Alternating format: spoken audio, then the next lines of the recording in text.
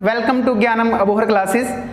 अब जैसे कि हमारे ज्ञानम अबोहर में मास्टर कैडर के बैच शुरू हो चुके हैं, तो आपके मास्टर कैडर का जो हिंदी का बैच है वो मैं आपको यहाँ पे टीच करने वाला हूँ।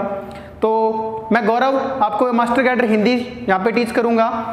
सबसे पहले हम बात करते हैं कि मास्टर कैडर की हिंदी की जो सिलेबस है उस सिलेबस में क्या क्या आपके पार्ट्स हैं अलग अलग, और उनमें कितना कितना जो क्राइटेरिया उनका सेट किया हुआ है कि एग्जाम में कौन कौन से क्वेश्चन और कितने कितने मार्क्स के किस किस पार्ट्स में से आएंगे।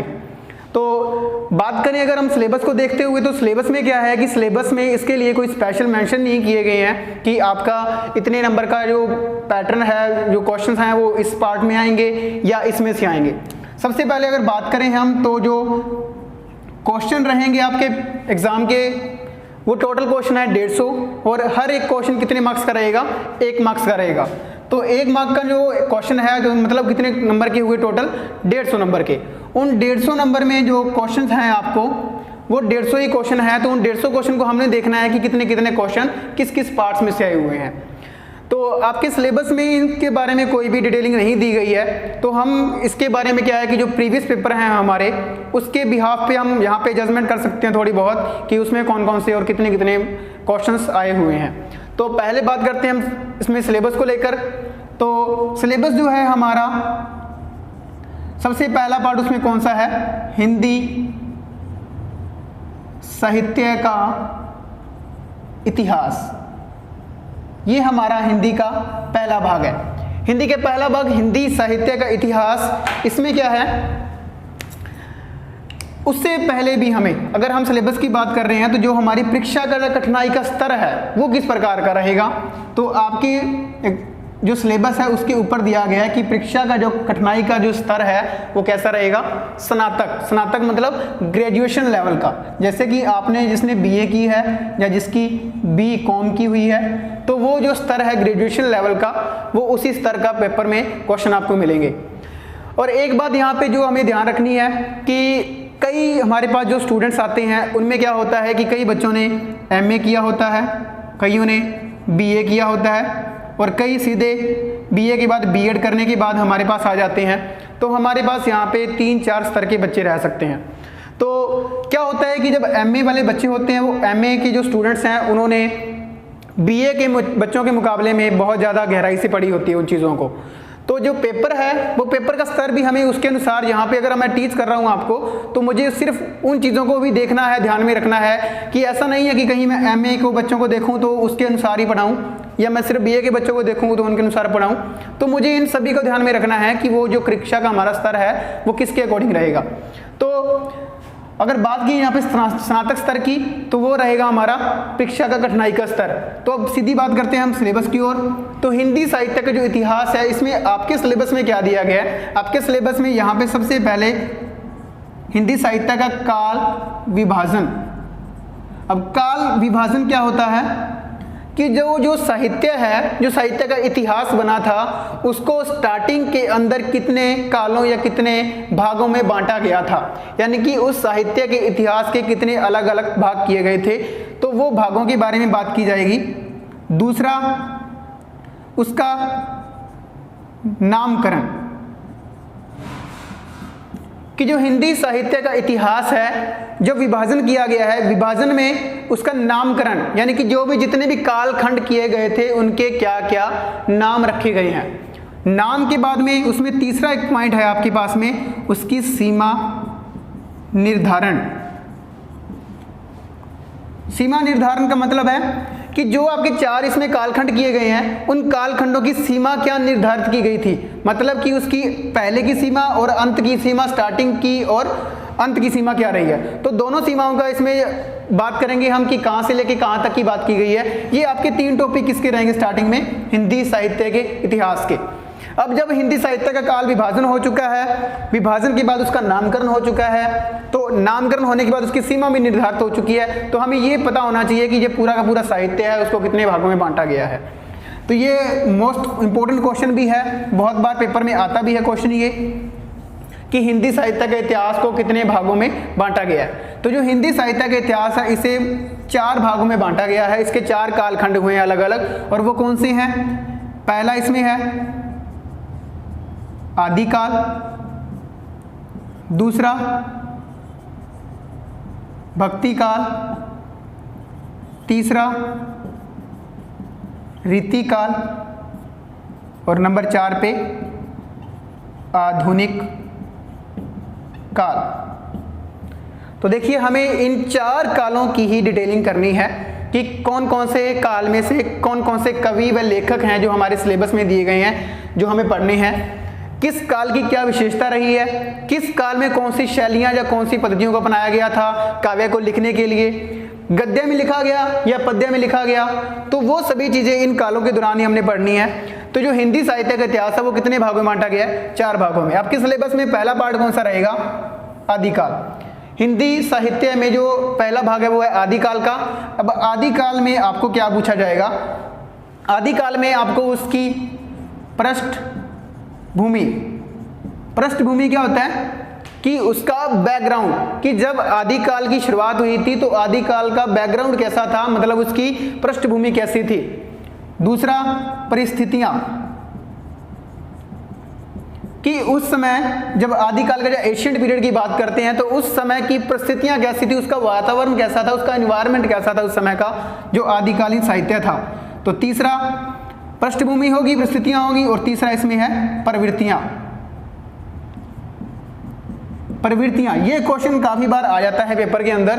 क्या होता है कि बच्चों को इस शब्द को लेकर बहुत सी क्या कहते हैं हम कि उनके माइंड में इसको लेके होता है कि पता नहीं इसका मीनिंग क्या है, इसका मीनिंग क्या नहीं है। तो देखिए प्रवृत्तियां और विशेषताएं दोनों सेम ही चीजें होती हैं।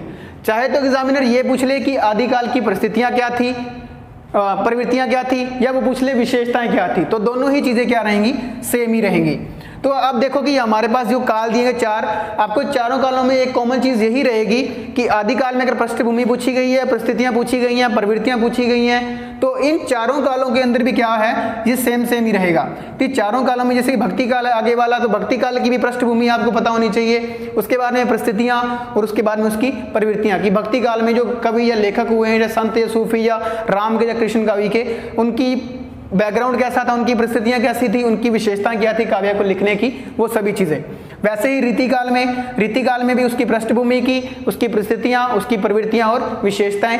और नंबर 4 पे आधुनिक काल की भी पृष्ठभूमि, परिस्थितियां और प्रवृत्तियां। इन चारों चीजों का हमें, चारों कालों की तीनों चीजों का हमें ज्ञान होना यहाँ पे अनिवार्य है, क्योंकि ये आपके सिलेबस में दिया गया है। इसमें से ज्यादा नहीं क्वेश्चन आते हैं, इसमें से एक क्वेश्चन हम निकालें तो भी ज्यादा क्वेश्चन नहीं बनेंगे, तो एक क्वेश्चन यहाँ से निकल सकता है हमारा इन चीजों को लेके, परिस्थितियों को, प्रवृत्तियों को लेकर।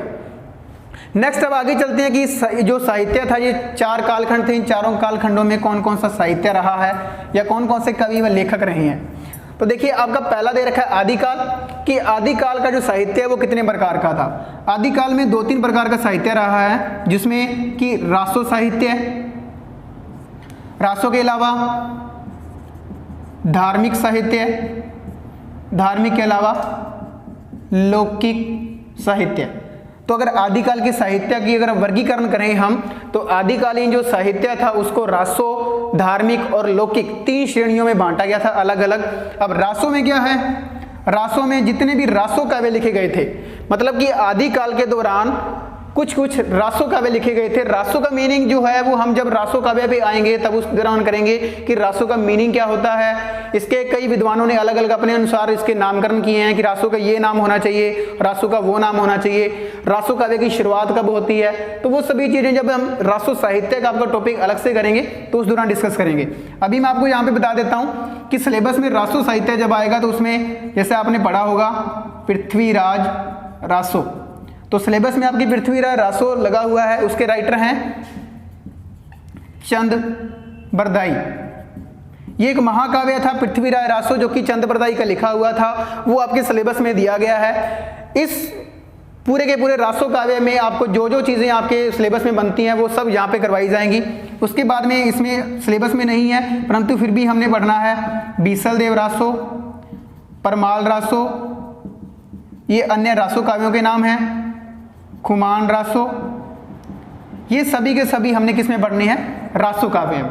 ठीक है, तो ये रासो काव्य है, उसके अंदर ये वाले रासो काव्य हैं, इसके अलावा भी 2-4 और हैं, हमीर रासो है, विजयपाल रासो है, तो वो भी हमने यहाँ पे पढ़ने हैं। परंतु सिलेबस के अंदर हमारे कौन सा दिया गया है, पृथ्वीराज रासो यानी कि चंद्रबरदाई का जो लिखा हुआ है, ये बहुत इंपॉर्टेंट है। इसमें से हर बार 1, 2, 3 क्वेश्चन आराम से आते ही आते हैं, तो ये मोस्ट इंपॉर्टेंट रहेगा हमारे लिए।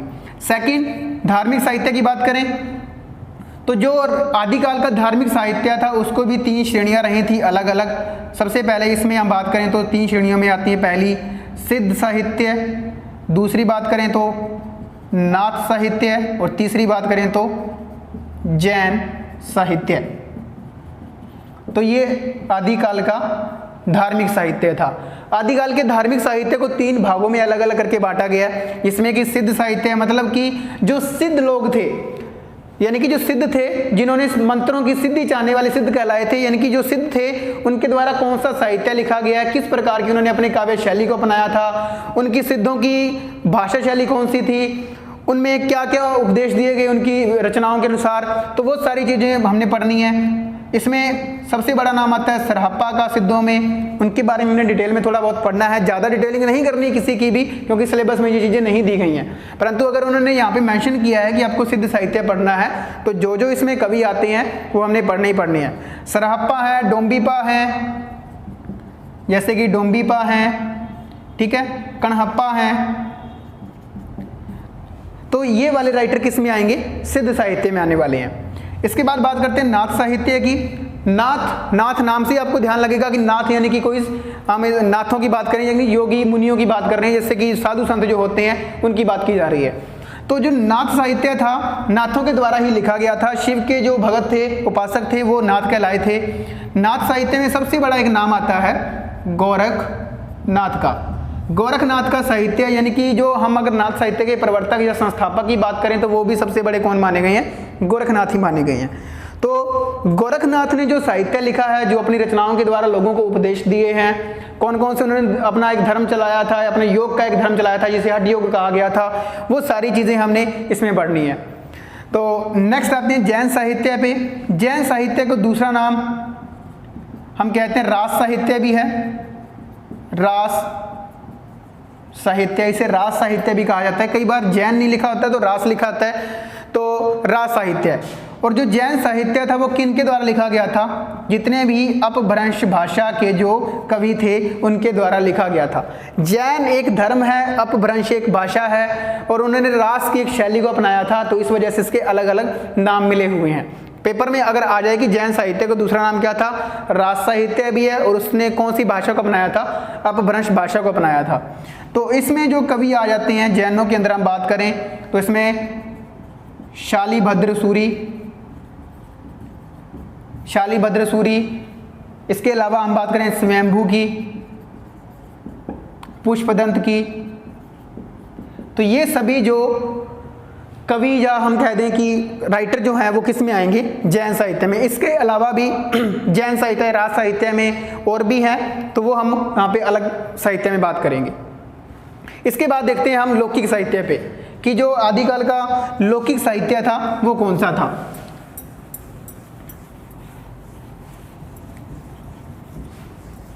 अब आदिकालीन जो लौकिक साहित्य है उसको भी 2 भागों में अलग अलग करके बांटा गया है। आदिकाल का लौकिक साहित्य एक तो था पद्य में और एक था गद्य में। अब देखिए, जो मैंने आपको एक चीज़ यहाँ पे बताना चाहता हूँ कि आदिकाल जब शुरू हुआ था तो उस समय गद्य नहीं लिखा जाता था ज़्यादा। अब गद्य जो था वो यानी कि जैसे कि कहानियाँ, नाटक, उपन्यास, एकांकी, आत्मकथा, जीवनी, इस टाइप से ऐसे फॉर्म में लिखा हुआ क्या कहलाता है, गद्य साहित्य कहलाता है। और पद्य मतलब कि जिसे हम गा सकें कविता के माध्यम से या फिर गीतों के माध्यम से, वो कौन सा साहित्य होता है, वो पद्य साहित्य होता है। तो अगर बात करें हम आदिकाल की, तो आदिकालीन साहित्य शुरुआत से ही इसमें लिखा गया था, पद्य साहित्य में लिखा गया था। तो लौकिक साहित्य की जब बात करते हैं, लौकिक साहित्य का सबसे पहले मीनिंग पता होना चाहिए हमें कि लोगों का साहित्य। लौकिक मतलब लोगों यानी कि लोगों के द्वारा जो साहित्य लिखा गया या लोगों के लिए जो साहित्य लिखा गया वो कौन सा साहित्य था, लौकिक साहित्य था। तो इसमें 2 प्रकार का रहेगा, एक आएगा पद्य में और एक आएगा गद्य में। तो पद्य में 2-4 राइटर आएंगे आपके मेन में, जैसे कि डोला मारूरा दुहा लिखा हुआ है कृष्ण लावर कलोल कवि का, लिख देता हूं यहाँ पे डोला मारूरा दूहा। ये कुशल लाभ या कलोल कवि का लिखा हुआ है। ये बहुत इंपॉर्टेंट रचना है, कई बार पेपर में आती है। इसमें इसका नाम ही पूछ लेते हैं कि डोला मारूरा दूहा के राइटर का नाम क्या है। तो कुशल लाभ या कलोल कवि की लिखी हुई रचना है। जब इस टॉपिक पे आएंगे तब इसके बारे में भी बात की जाएगी। तो ये पद्य की रचनाएं हैं 2-4। इसके अलावा गद्य की बात करें तो गद्य में राउल वेल सबसे पहले लिखी गई थी। राउल वेल जो कि गद्य में आती है, परंतु उसे चंपू काव्य कहा गया है।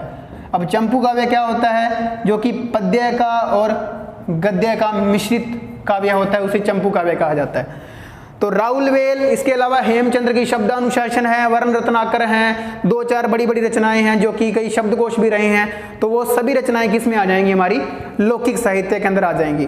तो ये आपका आदिकाल का साहित्य रहेगा। आदिकाल के साहित्य में आपको ध्यान रखना है कि 3 पार्ट्स हैं अलग अलग, राष्ट्र साहित्य, धार्मिक साहित्य और लौकिक साहित्य। अब जो राइटर्स की बात करते हैं तो इसमें अब मैं राइटर बता देता हूँ कि आपको कौन कौन से राइटर जो हैं आपके सिलेबस में हैं, जो आपको आदिकाल के दौरान पढ़ने हैं।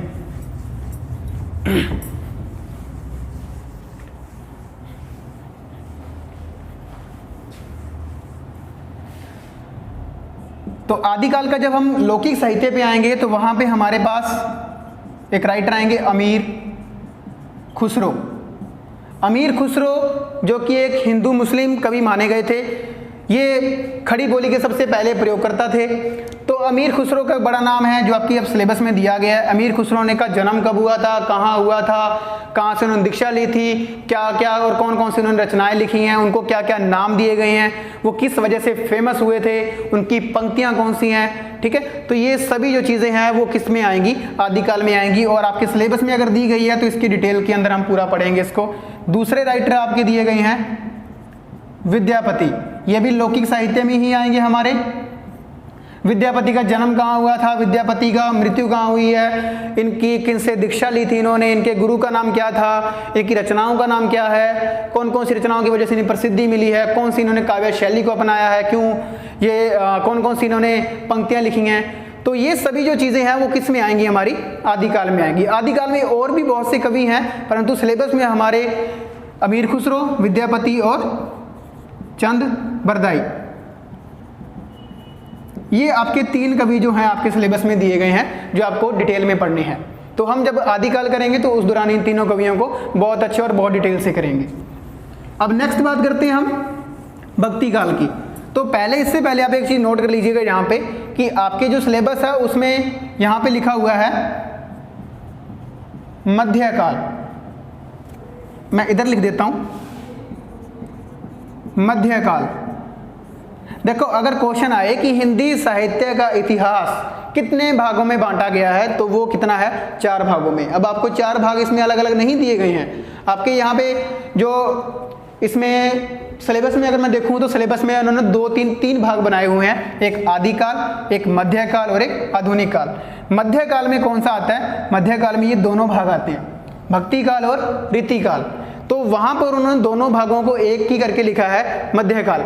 मैं पहले बात कर चुका हूं कि आदिकाल में क्या आएगा, उसकी पृष्ठभूमि आएगी, उसकी परिस्थितियां आएंगी और उसकी प्रवृत्तियां आएंगी। वैसे ही जो मध्यकाल का पहला भाग था वो कौन सा था? भक्ति काल। कि भक्ति काल में क्या आएगा कि भक्ति काल में उसकी पृष्ठभूमि है, उसका बैकग्राउंड है, उसकी परिस्थितियां हैं और उसकी प्रवृत्तियां आएंगी। अब भक्ति काल की बात करें तो भक्तिकालीन जो साहित्य था, आपको नाम से पता लग गया कि इसमें किसकी बात की गई होगी? भक्ति की बात की गई होगी। जब हम इन कालों के बारे में डिटेल में करेंगे, सबसे पहले हम जो हिंदी साहित्य का इतिहास करेंगे तो इनकी एक समय सीमा भी है कि आदिकाल कब से लेके कब तक चला था। यानी कि ये 1050 से 1375 तक चला हुआ है शुक्ल जी के अनुसार। फिर 1375 से 1700 तक जो चला था वो भक्ति काल चला था। 1700 से 1900 तक रीति काल चला था। 1900 से आगे तक का जो काल था वो आधुनिक काल था। तो इनकी एक समय सीमा भी है, वो भी हमें याद रखनी है। तो भक्ति काल का जो साहित्य था उसे भी 2 भागों में बांटा हुआ था स्टार्टिंग के अंदर। एक है निर्गुण और एक सगुण। ये भक्ति काल के 2 मुख्य पार्ट हैं अलग अलग। तो 2 शाखाओं में विभाजित था, एक निर्गुण थी और एक सगुण थी। यानी कि जिन कवियों ने तो निर्गुण मतलब निराकार ईश्वर की उपासना की थी, एक ईश्वर की स्थापना की थी, तो वो तो क्या कहलाए थे? निर्गुण। और जिन्होंने सगुण यानी कि जो एक आकार के सहित, यानी कि जिसका एक आकार है, निराकार नहीं है, जो आपको प्रत्यक्ष रूप से सामने दिखाई देता है, उस परमात्मा की जिन्होंने उपासना की वो क्या कहलाए थे? सगुण कहलाए थे। तो इनको भी आगे दो दो भागों में बांटा गया है। निर्गुण जो थे, निर्गुण में एक आते हैं ज्ञानाश्रयी और एक प्रेमाश्रयी, ये दो शाखाएं निर्गुण की हैं। वैसे ही सगुण में भी दो शाखाएं हैं, एक है रामाश्रयी और एक कृष्णाश्रयी। ये चारों की चारों आपको सिलेबस में मिल जाएंगी। तो देखो पहले निर्गुण है, निर्गुण में ज्ञानाश्रयी, इसे क्या नाम दिया था? संत काव्य। अब जब हम इनके नामों की बात आ रही है कि इनका दूसरा नाम संत काव्य है या प्रेमाश्रयी का दूसरा नाम था सूफी काव्य, तो ये नाम किसके द्वारा दिए गए हैं? जब हम भक्ति का शुरू करेंगे, निर्गुण शाखा पे आएंगे, किसी भी शाखा पे, सगुण या निर्गुण पे, जब इनके नाम की बात आ रही है तो वो भी आपको बकायदा यहाँ पे बताए जाएंगे कि ज्ञानाश्रयी, प्रेमाश्रयी शुक्ल जी के द्वारा नाम दिया गया था, संत काव्य, सूफी काव्य नाम जो था राम कुमार वर्मा ने दिया था। तो वो हम सारी की सारी डिटेल जब हम सिलेबस को स्टेप बाय स्टेप करेंगे तो उस दौरान बताई जाएगी। तो वैसा ही रामाश्रयी को राम काव्य कहा गया और कृष्णाश्रयी को कृष्ण काव्य कहा गया। तो ये आपके जो चार शाखाएं दी गई हैं यहाँ पे, संत काव्य, सूफी काव्य, राम काव्य, कृष्ण काव्य, इसमें देखिए क्या है आपको सिलेबस में, इसमें प्रमुख कवि पूछे गए हैं। जिस जिस धारा में जो जो कवि आते हैं उसमें कौन कौन से कवि हैं, प्रतिनिधि कवि हैं, यानी कि किस धारा को चलाने का किसको श्रेय मिला हुआ है, उनके नाम आएंगे। और कौन कौन से प्रमुख कवि जो सबसे ज़्यादा इंपॉर्टेंट रहे हैं इसके अंदर, वो आएंगे। इसमें से कुछ कुछ मैं बता देता हूँ कि जो जो आपको सिलेबस में दिए गए हैं। जैसे कि संत काव्य में कबीरदास जी काफ़ी फेमस रहे थे, क्योंकि कबीरदास ने हमेशा लोगों पे व्यंग्य किया था। वो अपनी जो वाणी थी, वाणी के द्वारा वो लोगों पे व्यंग्य करते थे, अंधकार से दूर ले जाने को, और यानी कि जो अंधविश्वास फैले हुए थे लोगों के अंदर उनसे, तो इसलिए इनको वाणी पे बहुत ज़्यादा इनका नियंत्रण था। इनकी भाषा जो थी वो जहाँ भी ये जाते थे उस प्रकार की भाषा को अपना लेते थे। और ये जन्म से ही क्या थे? अनपढ़ थे, यानी कि इन्होंने कभी पढ़ा लिखा नहीं था, फिर भी ये अनपढ़ थे, फिर भी इन्होंने बहुत सी रचनाएं अपनी लिखी नहीं है, किसी और के द्वारा लिखी गई हैं, इनके शिष्यों के द्वारा, वो भी बात की जाएगी। वाणी का डिक्टेटर कहा जाता है इन्हें। तो बहुत सी चीज़ें हैं जो आपको पढ़नी पड़ेंगी, सिलेबस में आपकी दी गई हैं। संत काव्य में आते हैं ये वाले। कबीरदास के बाद में नानक, रैदास, ये वाले सिलेबस में दिए गए हैं कि इनका जन्म कहाँ पे हुआ था, इनकी मृत्यु कहाँ पे हुई थी, इनके गुरु कौन थे, इन्होंने किसका उपदेश दिया था, और क्या क्या इनकी भाषा शैली या काव्य शैली रही है। तो वो सारी चीज़ें किस में आएंगी? संत काव्य में। इसमें इनकी अलग अलग धाराओं में आएंगी। वैसे ही सूफी काव्य धारा जो थी, सूफी काव्य धारा में मोस्ट फेमस जो नाम है वो किसका है? जायसी का। जायसी जो कि सूफी काव्य धारा, सूफी का देखो एक नाम ऊपर है प्रेमाश्रयी, कि इस धारा में किसको आधार माना गया था? प्रेम को आधार माना गया था। जिस यानी कि जिस कवि ने या लेखक ने या जिस साधक ने प्रेम को विषय बनाकर अपना काव्य लिखा था, तो वो क्या कहलाया था? सूफी काव्य या प्रेमाश्रयी काव्य कहलाया था। इसमें बहुत इंपॉर्टेंट नाम जो है वो किसका है? जायसी का। जायसी ने पद्मावत लिखी है। अब आप लोग सोच रहे होंगे कि पद्मावत जो है वो तो उसके ऊपर तो मूवी भी बनी हुई है, परंतु जायसी की पद्मावत में क्या थी कि दो तीन चीज़ें हैं। जो मूवी में दिखाया गया वो चीज़ अलग है और जो हम पढ़ते हैं वो चीज़ अलग है। तो जायसी की पद्मावत दो तीन तरीके की, एक आध्यात्मिक दृष्टिकोण भी रखती है और एक काल्पनिक दृष्टिकोण भी रखती है। तो दोनों ही चीज़ें हैं। जब इसको करेंगे हम तो उसमें वो चीज़ें सारी बताई जाएंगी। इसके अलावा जब हम सगुण की बात करते हैं, सगुण की भी दो धाराएं हैं, एक रामाश्रयी है और एक कृष्णाश्रयी है। रामाश्रयी में राम काव्य है, यानी कि राम को आधार मान के जिसने काव्य लिखा था वो क्या कहलाया था? राम काव्य। इसमें बड़ा नाम किसका था? तुलसीदास जी का। तुलसीदास जी ने सबसे ज़्यादा राम के ऊपर काव्य लिखा था। तो वो किस धारा में आते हैं? सगुण। अब राम को आपको पता ही है, राम कैसे थे? सगुण, मतलब कि उनका एक आकार था, वो सामने प्रत्यक्ष रूप से दिखाई देते थे।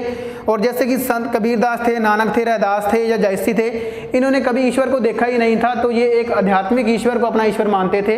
तो उस अनुसार दोनों चीज़ों में बहुत डिफरेंस है। तो राम काव्य के अंदर एक तुलसीदास बहुत बड़ा नाम है। इसके अलावा अग्रदास, ठीक है, प्राणचंद चौहान, महाराज विश्वनाथ सिंह, आनंद रघुनंदन जिन्होंने नाटक लिखा है, तो वो जो है वो बहुत इंपॉर्टेंट है। परंतु सबसे ज़्यादा इंपॉर्टेंट इसमें तुलसीदास हैं। तुलसीदास जी का जन्म कब हुआ, उनकी मृत्यु कब हुई, उन्होंने कौन सी काव्य शैली को अपनाया, सबसे बड़ी उनकी विशेषता समन्वयवाद की विशेषता थी। उन्होंने समन्वय की दृष्टि से काव्य लिखा है सारा का सारा। सबसे इंपॉर्टेंट उनका जो काव्य लिखा हुआ था रामचरितमानस। रामचरितमानस को कितने समय में लिखा गया, उसमें कितने कांड हैं, उसमें किस किस कांड में क्या क्या वर्णन किया गया है, बहुत सी चीज़ें हैं इसके अंदर जो आपको आपके सिलेबस के दौरान पढ़नी पड़ेंगी। तो अगर आपने मान लीजिए तुलसीदास को कर लिया तो मतलब आपने राम काव्य को कर लिया, ऐसा कुछ दिया गया है। तो नेक्स्ट बात करते हैं कृष्ण काव्य की। तो कृष्ण काव्य में क्या है, कृष्ण काव्य में आपको सबसे पहले कृष्ण काव्य में पूछा जाएगा कि इसमें कौन कौन से कवि आते हैं या लेखक आते हैं, कि किस किस लेखक ने कृष्ण काव्य में कृष्ण को अपना आराध्य मान के कृष्ण का काव्य लिखा है। तो इसमें एक आपको, जब मैं आपको कराऊंगा कृष्ण काव्य, तो उसमें अष्टछाप आएगा।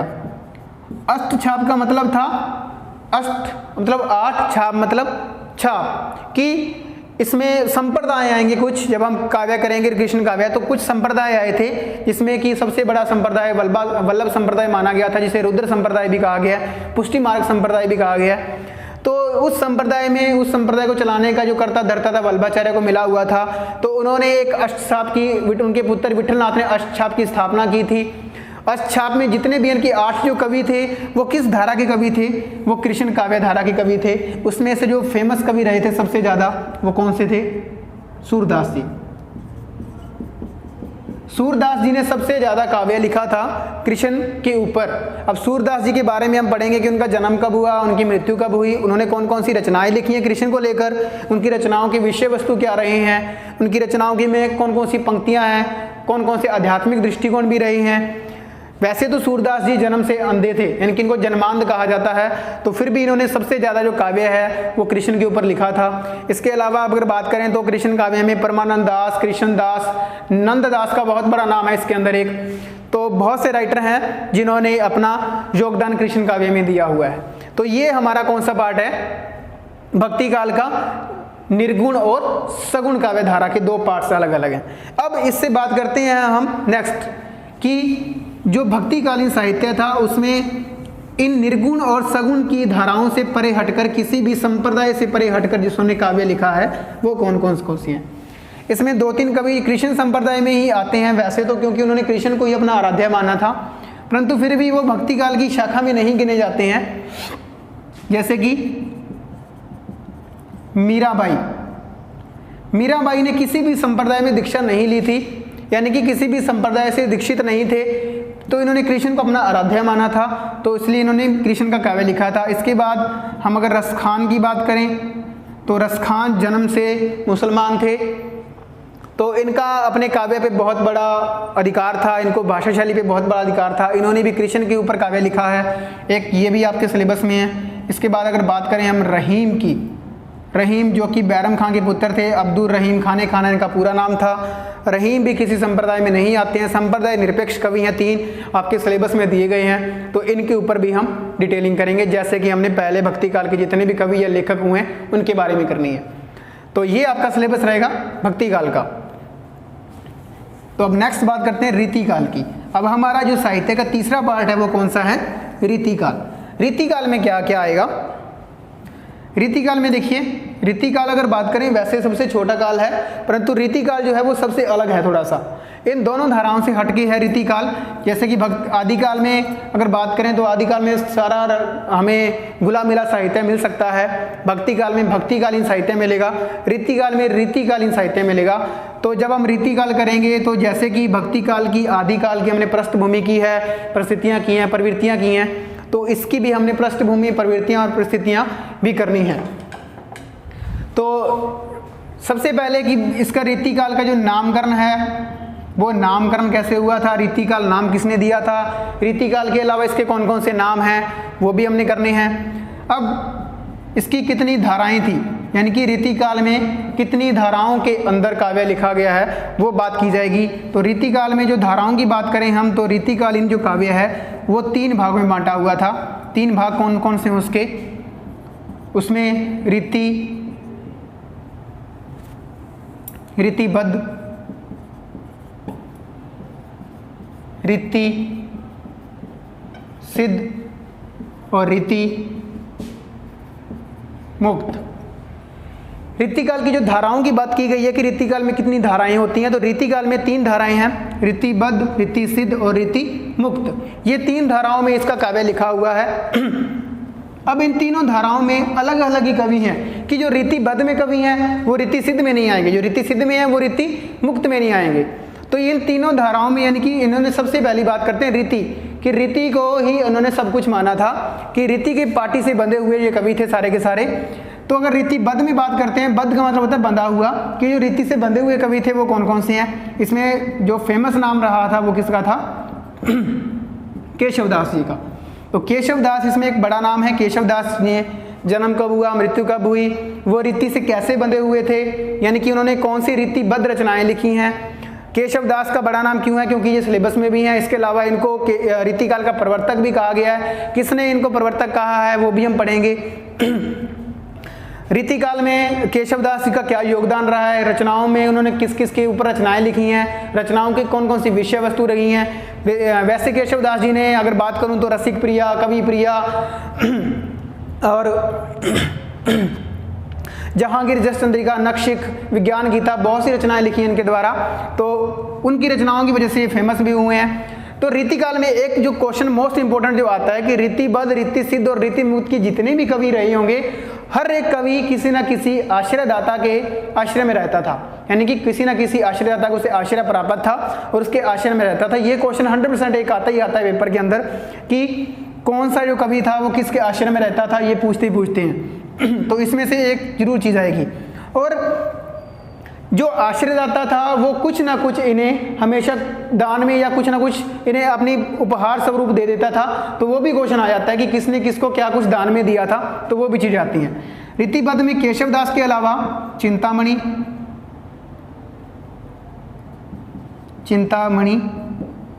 देव भूषण,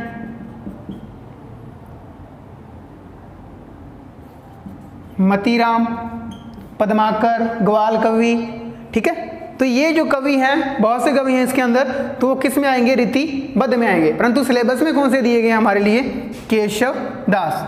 केशवदास जी को हमने बहुत डिटेल से पढ़ना है कि इसमें कौन कौन से कवि आते हैं। अब अगर नेक्स्ट बात करते हैं रीतिसिद्ध की, रीतिबद्ध और रीतिसिद्ध में क्या डिफरेंस होता है, तो जब हम रीतिकाल करेंगे तो उसके दौरान इनके डिफरेंस की भी बात की जाएगी कि रीतिबद्ध क्या चीज़ थी, रीतिसिद्ध क्या चीज़ थी और रीति मुक्त क्या चीज़ थी।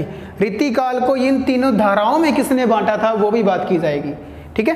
तो रीतिसिद्ध में जो कवियों के नाम आते हैं उसमें एक सबसे बड़ा नाम किसका था, बिहारी का।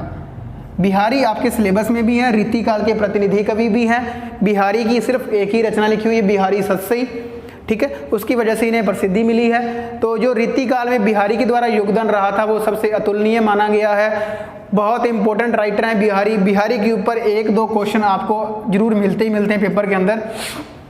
तो ये वाला जो पार्ट रहेगा हमारा इंपॉर्टेंट रहेगा। इसके अलावा हमारे पास सेनापति, जसवंत सिंह, ठीक है, ये वाले कवि भी किस श्रेणी में आ सकते हैं, रीतिबद्ध वाली श्रेणी में आएंगे। परंतु सिलेबस में केशवदास और बिहारी ये वाले दिए गए हैं।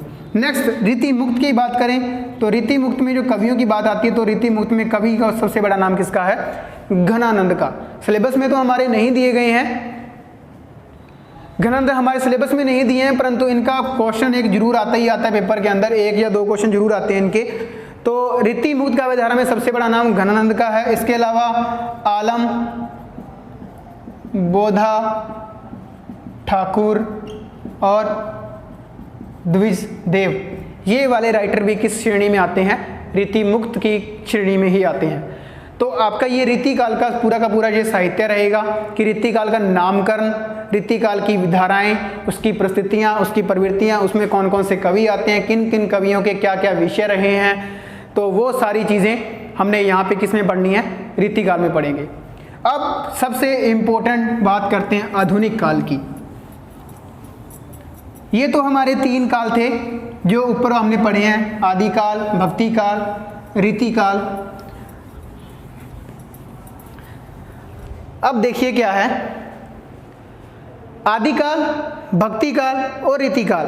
अगर मैं इनके क्वेश्चंस की बात करूं पेपर में कितने कितने क्वेश्चंस आ सकते हैं, तो अगर मोटी मोटी सी बात करूं मैं, तो आदिकाल में से आप मान लीजिए आपको 5-6 क्वेश्चन आ सकते हैं। 5-6 नहीं तो आप यहाँ से प्रीवियस पेपर को देखते हुए हम गैस लगा सकते हैं कि 7-8 क्वेश्चन आ सकते हैं। चलो, भक्ति काल में 4 धाराएं थी, 4 धाराओं में एक एक क्वेश्चन निकाल लो, ठीक है, या 2-2 क्वेश्चन निकाल लो तो भी 7-8 क्वेश्चन ही बन सकते हैं हमारे। रीति काल में 3 भाग थे अलग अलग, रीति सिद्ध, रीति बद्ध और रीति मुक्त। अगर हम 2-2 क्वेश्चन वहाँ से निकालें तो 6-7 क्वेश्चन हमें वहाँ से मिल सकते हैं। तो टोटल अगर अब 8 की एवरेज मान के चलें हम, या उससे अलावा भी मान के चलें, तो टोटल हमारे 25 क्वेश्चन जो हैं वो कहाँ से आ सकते हैं, आपके इन 3 धाराओं में से आ सकते हैं, रीति आदिकाल की, भक्ति काल की और रीति काल की। अब सबसे मोस्ट इम्पोर्टेंट, मैं मेरे पुराने बच्चों को भी यही हमेशा बताता आया हूँ कि जो आधुनिक काल है, अगर आपको कोई भी एग्ज़ाम क्रैक करना है, चाहे आपको यूजीसी नेट क्रैक करना है, या आपको जेआरएफ क्रैक करना है, या तो आपको आरपीएससी की तैयारी कर रहे हो राजस्थान में, या आप पंजाब में मास्टर कैडर की वैकेंसी के लिए तैयारी कर रहे हो गवर्नमेंट टीचर के लिए, तो अगर आपने सबसे ज़्यादा ध्यान जो है इन धाराओं से हटा के सबसे ज़्यादा फोकस आपने इस पे कर लिया, तो आपका पेपर क्रैक करने से कोई नहीं रोक सकता है। मैं हमेशा यही चीज़ बोलता हूँ कि इन तीनों को आप वन साइड रख लेना और इसको आप एक साइड रख लेना। आधुनिक काल इतना ज़्यादा इम्पोर्टेंट है हमारे लिए क्योंकि सबसे ज़्यादा जो पेपर में क्वेश्चन आपके आते हैं वो कहाँ से आते हैं, आधुनिक काल में से आते हैं। अब आधुनिक काल इम्पोर्टेंट क्यों है उसके बारे में बात करते हैं हम। अब देखिए, आधुनिक काल में ऐसा क्या था कि जो इनमें नहीं था। अब आधुनिक नाम से ही आपको पता लग रहा होगा कि इसमें कोई ना कोई तो आधुनिक चीज़ आई होगी। आदिकाल में आदि यानी कि पुरातन की कोई चीज़ें थी, भक्ति काल में भक्ति की थी, रीति काल में रीति से रिलेटेड थी, तो आधुनिक में कोई आधुनिकपन ही आया होगा, मतलब इन तीनों से हटके कोई नई चीज़ आई होगी। तो आधुनिक काल, सबसे पहले आधुनिक काल की बात करें तो आधुनिक काल में आपको क्या आएगा।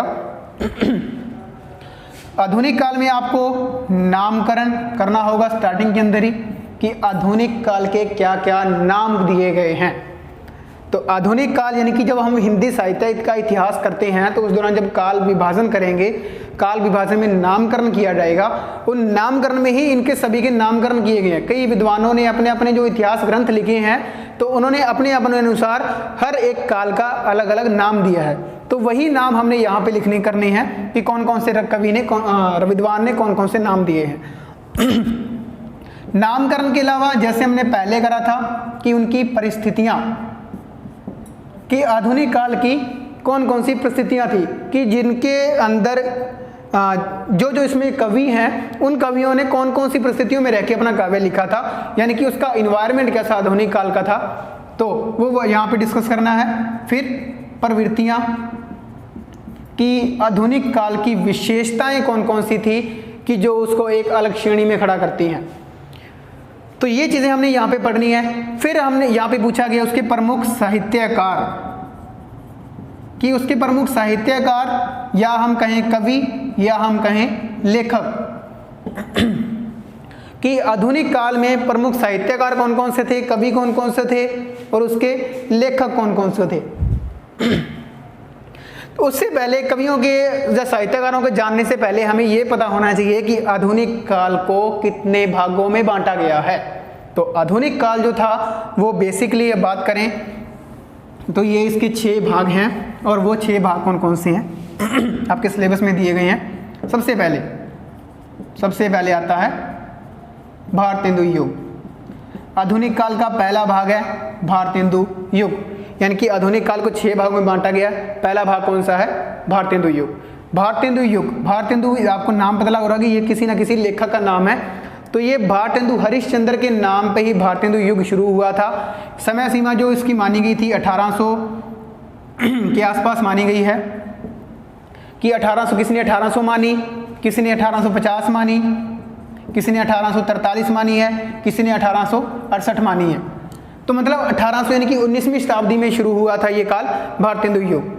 तो भारतेंदु युग अगर शुरू हुआ है 1850 से या 1800 से, 1843 से, 1868 से, तो वो हमें उसके ऊपर भी जो लॉजिक दिए गए हैं कि क्यों माने गए हैं उसके बारे में ही बात करेंगे। भारतेंदु युग जो थे वो भारतेंदु हरिश्चंद्र के नाम पे ही चला था। आपके सिलेबस में दिए गए हैं कुछ कुछ साहित्यकारों के नाम, कुछ कुछ प्रमुख कहानीकार, कुछ कुछ कवियों के नाम। उसमें एक नाम है भारतेंदु हरिश्चंद्र। भारतेंदु हरिश्चंद्र के नाम पे ही ये युग चला था। उनका जन्म जो था 1850 में हुआ था। 1850 में ही इस युग की शुरुआत मानी गई है। भारतेंदु सिर्फ 35 साल के ही थे जब उनकी मृत्यु हो गई थी। तो 35 साल में जो जो उन्होंने रचनाएं लिखी हैं, उस रचनाओं में कौन कौन सी रचनाएं ज़्यादा फेमस हैं, इसका नाम भारतेंदु युग क्यों पड़ा था, इतनी जल्दी फेमस क्यों हो गए थे भारतेंदु, वो चीज़ें सभी हमने इसमें करनी है। भारतेंदु युग में एक तो आपको हरिश्चंद्र करने ही करने हैं। इसके अलावा भारतेंदु युग में आपको उसकी और कौन कौन से कवि हैं, इसमें बालकृष्ण भट्ट भी आते हैं जो कि सबसे वरिष्ठ कवि माने गए हैं भारतेंदु युग के। बालकृष्ण भट्ट, बद्रीनाथ चौधरी, प्रेमघन, प्रताप नारायण मिश्र, लाला श्रीनिवास दास, ठाकुर जगमोहन सिंह, राधाचरण गोस्वामी, राधा कृष्ण दास, बाल मुकुंद गुप्त, ये सभी राइटर किस युग में आएंगे? भारतेंदु युग में आएंगे। भारतेंदु युग में भारतेंदु जी ने एक मंडल तैयार किया था। उस मंडल में ये सभी कवियों ने अपना अपना योगदान दिया हुआ था। तो वो सभी के सभी कवि किस में आते हैं? भारतेंदु युग में आते हैं। तो भारतेंदु युग में आपको सबसे पहले तो ये वाले कवि करने हैं। सबसे एक चीज़ और जहाँ पे चीज़ मैं बता देता हूँ आपको कि इसमें युग में कोई ना कोई कवि एक ना एक अपनी पत्रिका का संचालन करता था। कोई ना कोई कवि की पत्रिका भी लिखी हुई है और वो किसी न किसी रचना की वजह से हमेशा फेमस हुए हैं। तो उनके बारे में सभी के बारे में सभी चीज़ें जो हैं, उनकी विशेषताएँ, जो उनकी काव्य शैली रही हैं, उनकी रचनाएँ कौन कौन सी लिखी हुई हैं, वो सभी चीज़ें हमने कहाँ पे करनी है? भारतेंदु युग में।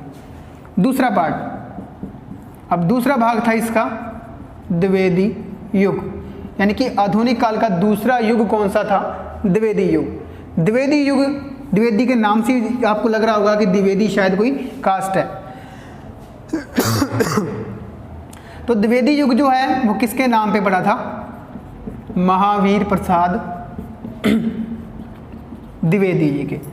महावीर प्रसाद द्विवेदी के नाम पे द्विवेदी युग शुरू हुआ था। द्विवेदी युग एक ऐसा युग था, यहाँ से अगर बात करूँ मैं आपको मोटा मोटा बता दूँ, हिंट दे दूँ यहाँ पे, तो ये खड़ी बोली का युग था। मतलब कि अगर उससे पहले मैं बात करूँ तो उससे पहले अगर ये हमने भक्ति काल, आदिकाल, रीतिकाल जो किया है उसमें कौन कौन सी भाषाओं की बात होती थी? तो वहाँ पे ब्रज भाषा की, खड़ी बोली की, मिक्स भाषा की बात होती थी। कोई कवि जिस तरीके से अपनाना चाहता था उस भाषा को अपना सकता था, कोई बाउंडेशन नहीं थी। जैसे ही द्विवेदी युग शुरू होता है, इसमें दो चीज़ें, दो संस्थाओं के नाम बहुत बड़े आएंगे, एक नागरी प्रचारणी सभा और एक सरस्वती पत्रिका। उन दोनों का भी आविर्भाव, हम कहूँ कि उनकी शुरुआत जो है, उनकी स्थापना जो है वो कहाँ पे हुई थी? द्विवेदी युग में हुई थी। उसमें एक बड़ा नाम जो था महावीर प्रसाद द्विवेदी जी का था। महावीर प्रसाद द्विवेदी के नाम पे ही द्विवेदी युग शुरू हुआ था। महावीर प्रसाद द्विवेदी ने एक पत्रिका संभालते थे, सरस्वती पत्रिका जिसका नाम था। उस सरस्वती पत्रिका में वो सिर्फ खड़ी बोली की रचनाओं को ही छापते थे। उनके द्वारा एक अपना कुछ नियम और रेगुलेशन बनाए गए थे, रूल्स बनाए गए थे कि अगर आपको उस सरस्वती पत्रिका के अंदर कुछ भी छपवाना है तो आपको किस में लिखना पड़ेगा? खड़ी बोली में लिखना पड़ेगा। तो इस वजह से द्विवेदी युग जो था वो दो भागों में बंटा हुआ था अलग अलग। एक तो द्विवेदी मंडल के कवि थे, मतलब कि द्विवेदी जी के जो कुछ नियम बनाए गए थे उस धारा के कवि थे, और जिन्होंने ये सोचा कि हमें नहीं ज़रूरत है सरस्वती पत्रिका में छपवाने की, तो वो उस मंडल के बाहर के कवि हैं। तो सबसे बड़ा नाम तो इसमें किसका है? महावीर प्रसाद द्विवेदी का है। इसके अलावा उनके शिष्य थे मैथिली शरण गुप्त। उनके शिष्य मैथिली शरण गुप्त का बहुत बड़ा नाम है। मैथिली शरण गुप्त जो कि साकेत की वजह से बहुत ज़्यादा फेमस हुए हैं। इन्होंने सबसे ज़्यादा प्रबंध काव्य लिखे हैं। प्रबंध काव्य लिखने की वजह से इनको प्रसिद्धि मिली थी। प्रबंध काव्य क्या होता है ये भी हम बात करेंगे, अभी आपको नहीं समझ में आ रही होगी। तो मैथिली शरण गुप्त जो थे साकेत की वजह से इंपॉर्टेंट हुए हैं। उसके अलावा उन्होंने जयद्रथ वध, यशोधरा, नहुष, करबला काबा और करबला, बहुत सी रचनाएं इनकी लिखी हुई हैं जो प्रबंध काव्य के अंदर आती हैं। मैथिली शरण गुप्त के अलावा हरियोध, अयोध्या सिंह उपाध्याय, हरियोध जी भी द्विवेदी युग के ही कवि हैं द्विवेदी युग में। और इसके अलावा श्रीधर पाठक जो कि द्विवेदी मंडल के बाहर के कवि थे, यानी कि उन्होंने द्विवेदी युग की जो बनाई हुई एक नियम थे उनको नहीं अपनाया था, वो उससे बाहर के कवि थे। ये स्वच्छंदता की धारा के कवि हैं, परंतु आएंगे किस युग में? द्विवेदी युग में ही आएंगे। तो द्विवेदी युग में आपको इन कवियों के बारे में पढ़ने को मिलेगा। इसके अलावा और जो कवि हैं उनको आगे जब द्विवेदी युग करेंगे तो वहां पे डिस्कस किया जाएगा। अब तीसरा युग की बात करते हैं हम। तो तीसरा युग कौन सा था? तीसरा जो युग है हमारा वो है छायावाद। अगर मैं आधुनिक काल की बात करूं तो आधुनिक काल का सबसे मोस्ट इंपॉर्टेंट जो युग रहा है वो कौन सा है? छायावाद। छायावाद एक ऐसा वाद था जिसमें सबसे ज़्यादा काव्य की ओर ध्यान दिया गया था, नई नई प्रवृत्तियों को अपनाया गया था, विशेषताओं को अपनाया गया था। इसमें सबसे ज़्यादा जो था वो अंग्रेजी जो साहित्य है रोमांटिसिज्म, उसका प्रभाव पड़ा था इसके ऊपर। छायावाद एक ऐसा वाद था, इसके नामकरण को लेकर भी बहुत से लोगों में अपनी अपनी आपत्तियां जाहिर की थी। विद्वानों ने इसको बहुत से नाम दिए हैं अलग अलग, हम उसके बारे में भी चर्चा करेंगे। तो छायावाद जो है उसमें कौन कौन से साहित्यकार या कवि हुए हैं उनकी बात कर लेते हैं। उसमें प्रसाद यानी कि जयशंकर प्रसाद, जयशंकर प्रसाद जी का बहुत बड़ा नाम है। जयशंकर प्रसाद इसमें सबसे बड़े नाम आते हैं जो कि इनके आधार स्तंभों के अंदर गिने जाते हैं। अगर मैं कहूँ कि छायावाद के एक सर्वमान्य रूप से प्रवर्तक किसे माना गया तो वो भी जयशंकर प्रसाद को ही माना गया। इसके अलावा सुमित्रानंदन पंत, ये भी छायावाद के ही कवि हैं। सुमित्रानंदन पंत के अलावा सूर्यकांत त्रिपाठी निराला और एक महिला महादेवी वर्मा। तो छायावाद के अंदर जयशंकर प्रसाद, सुमित्रानंदन पंत, सूर्यकांत त्रिपाठी निराला और महादेवी वर्मा, ये चार छायावाद के आधार स्तंभों के अंदर गिने जाते हैं। छायावाद जो है और बेसिकली बात करूं तो ये इन चारों के ऊपर टिका हुआ था, क्योंकि इन चारों की वजह से ही छायावाद को एक संपूर्ण अलग से एक अपनी एक छाप छोड़ी थी। तो छायावाद में जयशंकर प्रसाद के बारे में हम बात करेंगे तो जयशंकर प्रसाद ने किन किन काव्य शैलियों को अपनाया था, कौन कौन सी इनके द्वारा रचनाएं लिखी गई हैं। जयशंकर प्रसाद ने आंसू, झरना, महाराणा का महत्व, ठीक है, लहर, कमायनी, सबसे ज़्यादा इम्पोर्टेंट कमायनी है उनका लिखा हुआ, जिसकी वजह से उन्हें सबसे ज़्यादा प्रसिद्धि मिली थी। कमायनी में कब लिखी गई, कमायनी का मुख्य उद्देश्य क्या था लिखने का, उसमें कितने सर्ग हैं, ठीक है, जयशंकर प्रसाद को कौन कौन से नाम दिए गए हैं। इसके अलावा अगर बात करूं कि जब हम आधुनिक काल कर रहे हैं तो यहाँ पे आधुनिक काल के अंदर आपको कुछ ना कुछ अवार्ड्स मिलने शुरू हो जाते हैं, मतलब सम्मान मिलने शुरू हो जाते हैं। तो जो आधुनिक काल भारतेंदु द्विवेदी युग, यहाँ से अगर बात करते हैं तो जो छायावाद है यहाँ पे कवियों के उपनाम भी आएंगे, इनको कौन कौन सी रचनाओं के ऊपर सम्मान प्राप्त हुए हैं उनके बारे में ही बात की जाएगी। वैसे ही सुमित्रानंदन पंत जो है वो भी बहुत इंपॉर्टेंट है। इसके अलावा सूर्यकांत त्रिपाठी निराला और महादेवी वर्मा, तो ये जो चार कवि हैं ये सबसे ज़्यादा इंपॉर्टेंट हैं आपके सिलेबस के रिगार्डिंग, ये आपके सिलेबस में भी दिए गए हैं। और अब बात करें छायावाद की, तो छायावाद जो है उसको काव्य जो है वो 3 भागों में अलग अलग बांटा गया है। तो जब हम इसको छायावाद को अपने सिलेबस में करेंगे, जब हम आधुनिक काल के टॉपिक छायावाद पे आएंगे तो उस दौरान इसको बताऊंगा कि इसको 3 भाग कौन कौन से हैं, तो वो उस दौरान बताया जाएगा। अब हम चौथे भाग पे आते हैं कि चौथा युग कौन सा था। तो आधुनिक काल के ये 3 युग सबसे ज्यादा इंपॉर्टेंट है। इसके अलावा चौथा युग था प्रगतिवाद। प्रगतिवाद, प्रगति का मतलब क्या होता है? प्रोग्रेस, यानी कि प्रोग्रेस करना मतलब उन्नति करना। परंतु प्रगति जो वाद था हिंदी के अंदर उसे मार्क्सवाद भी कहा जाता है, कि राजनीति के अंदर जो एक विचारधारा थी कार्ल मार्क्स के द्वारा चलाई हुई मार्क्सवाद की विचारधारा, यानी कि प्रगतिवाद में मजदूरों को लेकर, निम्न वर्ग को लेकर, श्रमिक वर्ग को लेकर जो बात की गई थी सबसे ज़्यादा, वो किस वाद में की गई है? प्रगतिवाद में की गई है। उससे पहले अगर मैं बात करूं भारतेंदु युग में तो ऐसी कोई बात नहीं थी। भारतेंदु में एक नवीन धारा चली थी। द्विवेदी युग में खड़ी बोली के ऊपर सबसे ज़्यादा जोर दिया गया था। छायावाद में प्रकृति प्रेम से लेकर इसमें बात की गई है। और अगर प्रगतिवाद में बात करूं तो इसमें श्रमिक वर्ग को, मध्यम वर्ग को, जो शोषक वर्ग रहा था उसके ऊपर बात की गई है। इसमें एक बड़ा नाम आता है लेखकों के अंदर नागार्जुन का। तो नागार्जुन ने प्रगतिवाद में बहुत बड़ा अपना योगदान दिया है। तो उसके जो सिलेबस में नहीं है हमारे ये, फिर मैं आपको यहाँ पे बता रहा हूँ कि अगर प्रगतिवाद एक स्पेशल मेंशन किया गया तो हमें पता होना चाहिए कि प्रगतिवाद में कौन कौन से कवि आते हैं। तो इसमें नागार्जुन है, केदारनाथ अग्रवाल, शमशेर बहादुर सिंह, ऐसे कई कवि हैं जो किसमें आएंगे, प्रगतिवाद में आएंगे। नेक्स्ट 5वें नंबर पे युग आएगा हमारा प्रयोगवाद। अब प्रगतिवाद में श्रमिक वर्ग की बात की गई थी, प्रयोगवाद में क्या था, प्रयोग नाम से पता लग रहा होगा कि प्रयोग मतलब कि कोई ना कोई नया प्रयोग किया गया। प्रयोग कौन करते हैं, वैज्ञानिक लोग करते हैं, परंतु जब लेखक और साहित्यकारों ने अगर प्रयोग किए हैं तो वो किस प्रकार के किए हैं, मतलब जब उन्होंने अपने काव्य को लिखना शुरू किया था तो अपने काव्य में नवीन नवीन प्रयोग किए, किसको लेके, अपनी कला को लेकर, अपनी कला में यानी कि अपने लेखन में, अपनी काव्य शैली के अंदर, और अपने जो उन्होंने विषय वस्तु को अपनाया था उसके अंदर नवीन प्रयोग किए थे। मतलब इसमें एक यथार्थवाद की बात की गई है प्रयोगवाद के अंदर। इसमें निम्न दर्जे की जो चीज़ें हैं जैसे कि कुर्सी, मेज होगी, गधे हो गए, घोड़े हो गए, उनके ऊपर इसमें बात की गई है। तो प्रयोगवाद में एक शुरू हुआ था तार सप्तक। तार सप्तक हिंदी साहित्य में जो तार सप्तक कई बार पूछ लेते हैं क्या होता है, यानी कि एक तार में पिरोए हुए 7 कवियों को क्या कहा गया था, तार सप्तक कहा गया है। और ये तार सप्तक टोटल कितने हुए हैं, अब तक 4 हुए हैं टोटल। हिंदी साहित्य के प्रयोगवाद में सप्तक जो थे वो 4 सप्तक हुए हैं, 4 7 7 चौका 28, तो तार सप्तक 4 हैं, तो चारों के अंदर कितने कवि हो गए, टोटल 28 कवि हो गए हैं। तो 28 कवि इस सप्तक के अंदर है, 4 सप्तक के अंदर। और ये सप्तक जो था वो किसने शुरू किया था, अगे के द्वारा। अगे जी ने तार सप्तक शुरू किया था।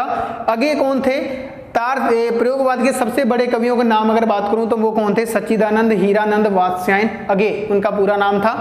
तो ये इसके सबसे महत्वपूर्ण या हम इंपॉर्टेंट कवि की बात करें तो वो हैं। तो अगे जी ने ही इसको तार सप्तक चलाया था, उनके द्वारा ये किस कड़ी को शुरू किया गया था। और अगे के नाम से इसको अगे युग भी कहा जाता है। तो ध्यान रखिएगा कि प्रयोगवाद जो है वो अगे के द्वारा शुरू किया गया था। ये तार सप्तक के नाम से भी प्रसिद्ध रहा है और इसमें अगे सबसे बड़ा नाम है। इसके अलावा इसमें और जो 2-4 राइटर हैं वो आपके सिलेबस में आपको मैं बता दूंगा कौन कौन से हैं, तो जो आपको पढ़ने हैं।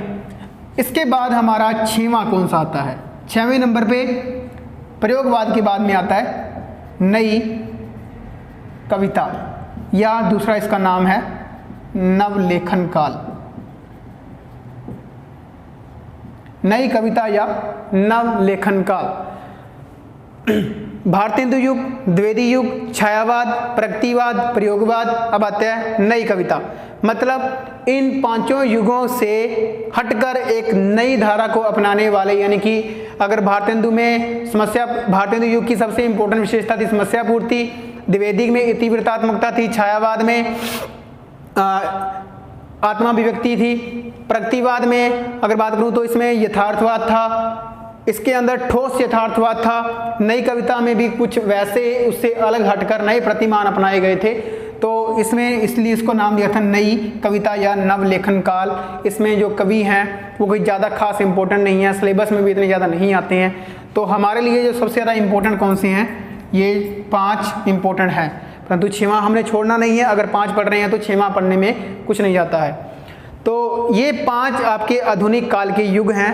अब इन 5-6 के अंदर जो क्वेश्चंस, अगर हम राइटर की बात करें उससे पहले कि राइटर जो है इसमें जैसे कि भारतीय युग में 10 राइटर हैं, वैसे ही द्विवेदी में 10 हैं, छायावाद में भी 10 हैं, प्रसाद पंत, निराला वर्मा, हरिवंश राय बच्चन, सुभद्रा कुमारी चौहान, ये सभी, रामधारी सिंह दिनकर, ये सभी किस में आते हैं, छायावाद में आते हैं। प्रगतिवाद में नागार्जुन है, केदारनाथ अग्रवाल हैं, ये इसमें आ जाते हैं। प्रयोगवाद में धर्मवीर भारती आ गए हैं, आगे आ गए हैं, शमशेर बहादुर आ गए हैं।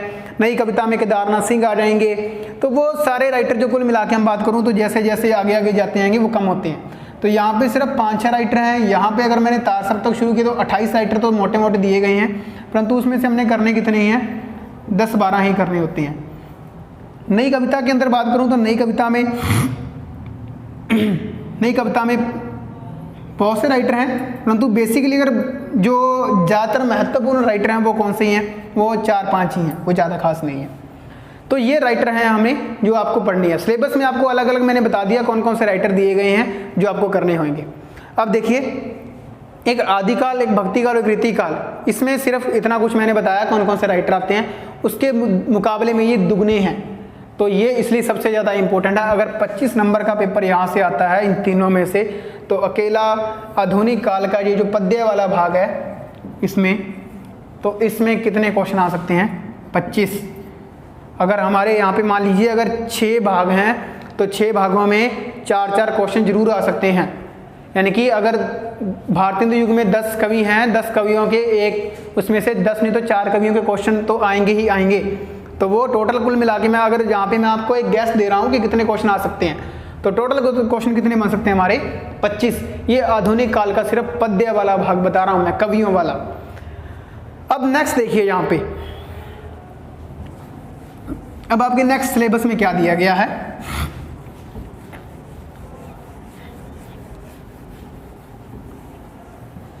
अब नेक्स्ट सिलेबस की बात करें, अब नेक्स्ट सिलेबस में है हमारा गद्य वाला भाग। गद्य का उद्भव व विकास, कि गद्य की उत्पत्ति कब हुई, कहाँ से हुई और उसका विकास कैसे हुआ। ठीक है, जैसे मैंने पहले बताया कि आदिकाल में क्या था, किस के ऊपर ज़्यादा फोकस था? पद्य के ऊपर था, गद्य बहुत कम लिखा गया था। भक्ति काल में पद्य चलता रहा, रीति काल में पद्य चलता रहा। तो गद्य की शुरुआत कहाँ से हुई थी? तो गद्य की शुरुआत कहाँ पे हुई थी? आधुनिक काल में। तो गद्य की शुरुआत जो है वो आधुनिक काल में शुरुआत हुई है। तो अभी मैं पहले बता के हटाऊं कि अगर आपको कोई भी पेपर क्रैक करना है तो उसमें सबसे ज़्यादा इंपॉर्टेंट कौन सी चीज़ रहेगी? आधुनिक काल। अब देखो आधुनिक काल में पहले पद्य वाला भाग था, अब दूसरा पार्ट इसका कौन सा है? गद्य वाला भाग है। तो गद्य में अगर बात करूं तो गद्य में हमारे पास कौन कौन सी विधाएं होती हैं? तो गद्य की जो विधाओं की बात करूं तो इसमें सबसे पहले आती है कहानी, नाटक, उपन्यास, एकांकी, जीवनी, आत्मकथा, संस्मरण, यात्रा, वृतांत, रिपोर्टाज, डायरी,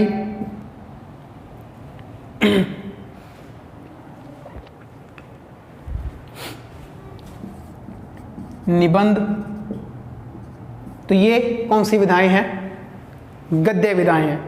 अब देखो अगर कहानी पढ़ते हैं तो कहीं कहानी में ऐसा तो नहीं होता कि जैसे हम किसको गाना गा के सुना दें, या नाटक को पढ़ रहे हैं तो गाना गा के सुना दें।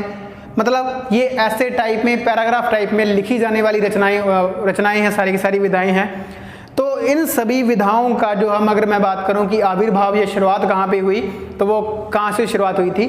आधुनिक काल। आधुनिक काल के भारतेंदु काल से ही, जो हमने आधुनिक काल के 6 भाग की उसमें पहला भाग भारतेंदु काल था, तो इन भारतेंदु युग से ही इसकी गद्य की शुरुआत क्या थी? आरंभ हो चुकी थी।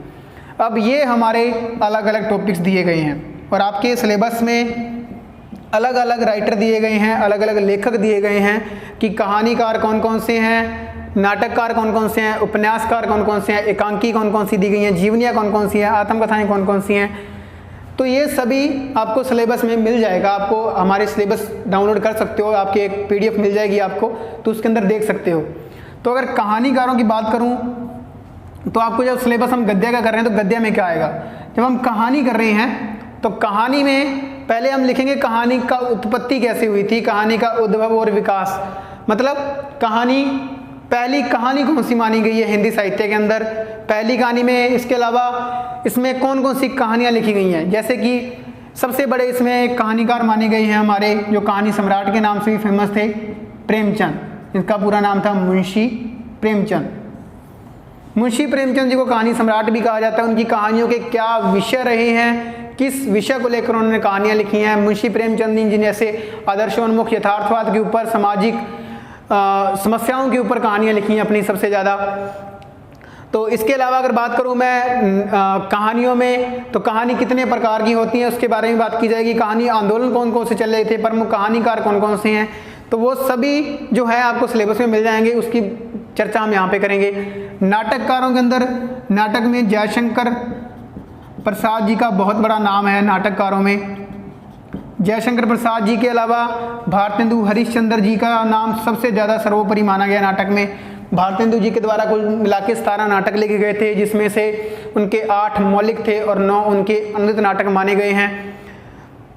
और जयशंकर प्रसाद जी के कुल मिला के 12 नाटक लिखे गए हैं। इसके अलावा इसमें लक्ष्मी नारायण लाल, उपेंद्र नाथ अष्ट, इनके सभी के भी नाटक लिखे गए हैं। तो वो नाटकों के बारे में हम जो आपके सिलेबस में दिए गए हैं वो मैं आपको सभी उस दौरान करवाऊंगा। अब एक चीज़ जो आपको नोट करनी है, उपन्यास। आपके सिलेबस में सिर्फ उपन्यास लिखा हुआ है, किसी उपन्यासकार का नाम नहीं लिखा हुआ है। उपन्यास हिंदी साहित्य की सबसे इम्पोर्टेंट विधा है। आपके सिलेबस में ये नहीं दी गई है कि उपन्यासकार कौन कौन से करने हैं, परंतु फिर भी हम उपन्यासकार जरूर करेंगे, क्योंकि उपन्यासों के अंदर फिर सबसे बड़ा नाम मुंशी प्रेमचंद जी का है। इसके अलावा इलाचंद्र जोशी, किशोरीलाल गोस्वामी, गोपाल राम गहमरी, भीषम साहनी, इन सभी के उपन्यासों की भी चर्चा करेंगे। तो ये उपन्यास बहुत ज़्यादा इंपॉर्टेंट है, इसके 1, 2, 3 क्वेश्चन जरूर आते हैं पेपर में। वैसे ही आगे वाले जो टॉपिक हैं बहुत छोटे छोटे टॉपिक हैं। एकांकी में से मान लीजिए आपको ये पूछेंगे सबसे पहले हिंदी की पहली एकांकी कौन सी मानी गई है, पहले एकांकीकार कौन से हैं, या किसी राइटर की एकांकी देके पूछ सकते हैं कि इस एकांकी के राइटर का नाम बताइए, कौन से राइटर हैं इसके। ठीक है, इसमें से कोई एक आधा क्वेश्चन आता है। फिर आती है जीवनी और आत्मकथा। आगे वाली जो विधाएं हैं इनके ध्यान रखना। वैसे तो सभी विधाओं के ही आपसे पूछ सकते हैं, इन विधाओं के आपसे इंग्लिश के मीनिंग भी पूछ लेते हैं कि जीवनी को इंग्लिश में क्या कहा जाता है, आत्मकथा को इंग्लिश में क्या कहा जाता है। जैसे कि बायोग्राफी है, ऑटोबायोग्राफी है, नॉवल है, प्ले है, स्टोरी है। संस्मरण को मेमोर्स कहा जाता है, यात्रा वृत्तांत को रिपोर्टाज, डायरी को, निबंध को, इनके इंग्लिश में भी क्या क्या नाम है, तो ये आपसे पूछ सकते हैं पेपर के अंदर। एक तो क्वेश्चन ये बन सकता है इसमें। फिर जीवनी और आत्मकथा में डिफरेंस क्या होता है मेनली, वो पूछ सकते हैं। पहली जीवनी कौन सी मानी गई है हिंदी की पहली आत्मकथा कौन सी मानी गई है। किसी आत्मकथा का नाम देके आपको उसका राइटर पूछ सकते हैं कि किस किस ने कौन कौन सी आत्मकथा या कौन कौन सी जीवनियाँ लिखी हुई हैं। तो वैसे ही ये वाली विधाएं भी हैं हमारी, संस्मरण, यात्रा वृत्तांत, रिपोर्टाज और डायरी। ठीक है, और एक निबंध विधा सबसे इंपॉर्टेंट है, गद्य की कसौटी भी माना गया है। निबंधों में सबसे बड़ा नाम रामचंद्र शुक्ल जी का आता है। रामचंद्र शुक्ल जी के निबंधों को लेकर काफ़ी बार क्वेश्चंस आते हैं पेपर में, तो ध्यान रखना है निबंध काफ़ी ज़्यादा इंपॉर्टेंट है हमारे लिए। तो जो मेन विधाएं हैं हमने जिनके ऊपर सबसे ज़्यादा फोकस करना है, एक कहानी, नाटक, उपन्यास, निबंध, इनके ऊपर सबसे ज़्यादा हमें फोकस करना है। तो ये वाली जो विधाएं हैं, एकांकी, जीवनी, आत्मकथा, संस्मरण, रिपोर्टर, डायरी, इनमें से सिर्फ एक या दो क्वेश्चन ही आते हैं, ज़्यादा क्वेश्चन नहीं आते हैं। तो ये गद्य का उद्भव विकास जो है वो हम इसी के दौरान करेंगे। अब इसमें देखिए कहानी 1, 2, 3, 4, 5, 6, तो कुल मिला के ये कितनी विधाएं हैं हमारे पास, 12-13 विधाएं हैं। और इनमें से आप अगर मोटा मोटा गैस भी लगाएं तो 12 दूनी, अगर 2 क्वेश्चन भी लगाएं तो कितने क्वेश्चन हो जाते हैं हमारे पास, 24, या फिर हम कह दें 25। तो 24-25 क्वेश्चन किस में से आ सकते हैं, हमारे गद्य में से आ सकते हैं। और दोनों के दोनों पार्ट हैं किसके, ये आधुनिक काल के।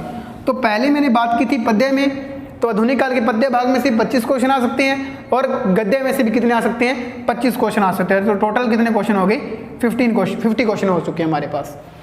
तो 50 नंबर का जो काम है वो आपका कहाँ से आता है, अकेला आधुनिक काल से। आधुनिक काल सबसे मोस्ट इंपॉर्टेंट, मैं बार बार रिपीट कर रहा हूँ। अगर आपने आधुनिक काल अच्छे से कर लिया तो आपको पेपर में इधर से उधर देखने की जरूरत नहीं पड़ेगी। इसके मुकाबले में आपको सबसे ज़्यादा ध्यान जो देना है वो किसके ऊपर देना है, आधुनिक काल के। तो यहाँ तक जो है हमारा वो क्या है, हिंदी साहित्य का इतिहास है। यहाँ तक आपकी कितनी यूनिट बनती हैं,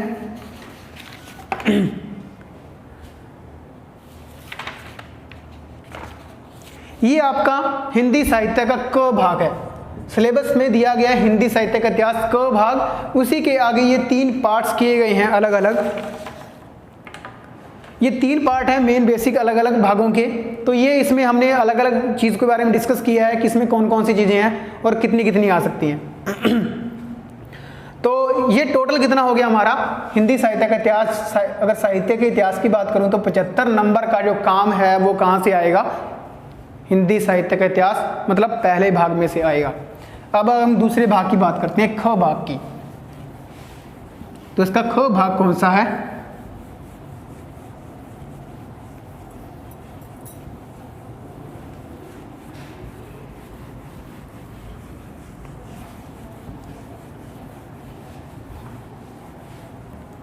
देखिए ख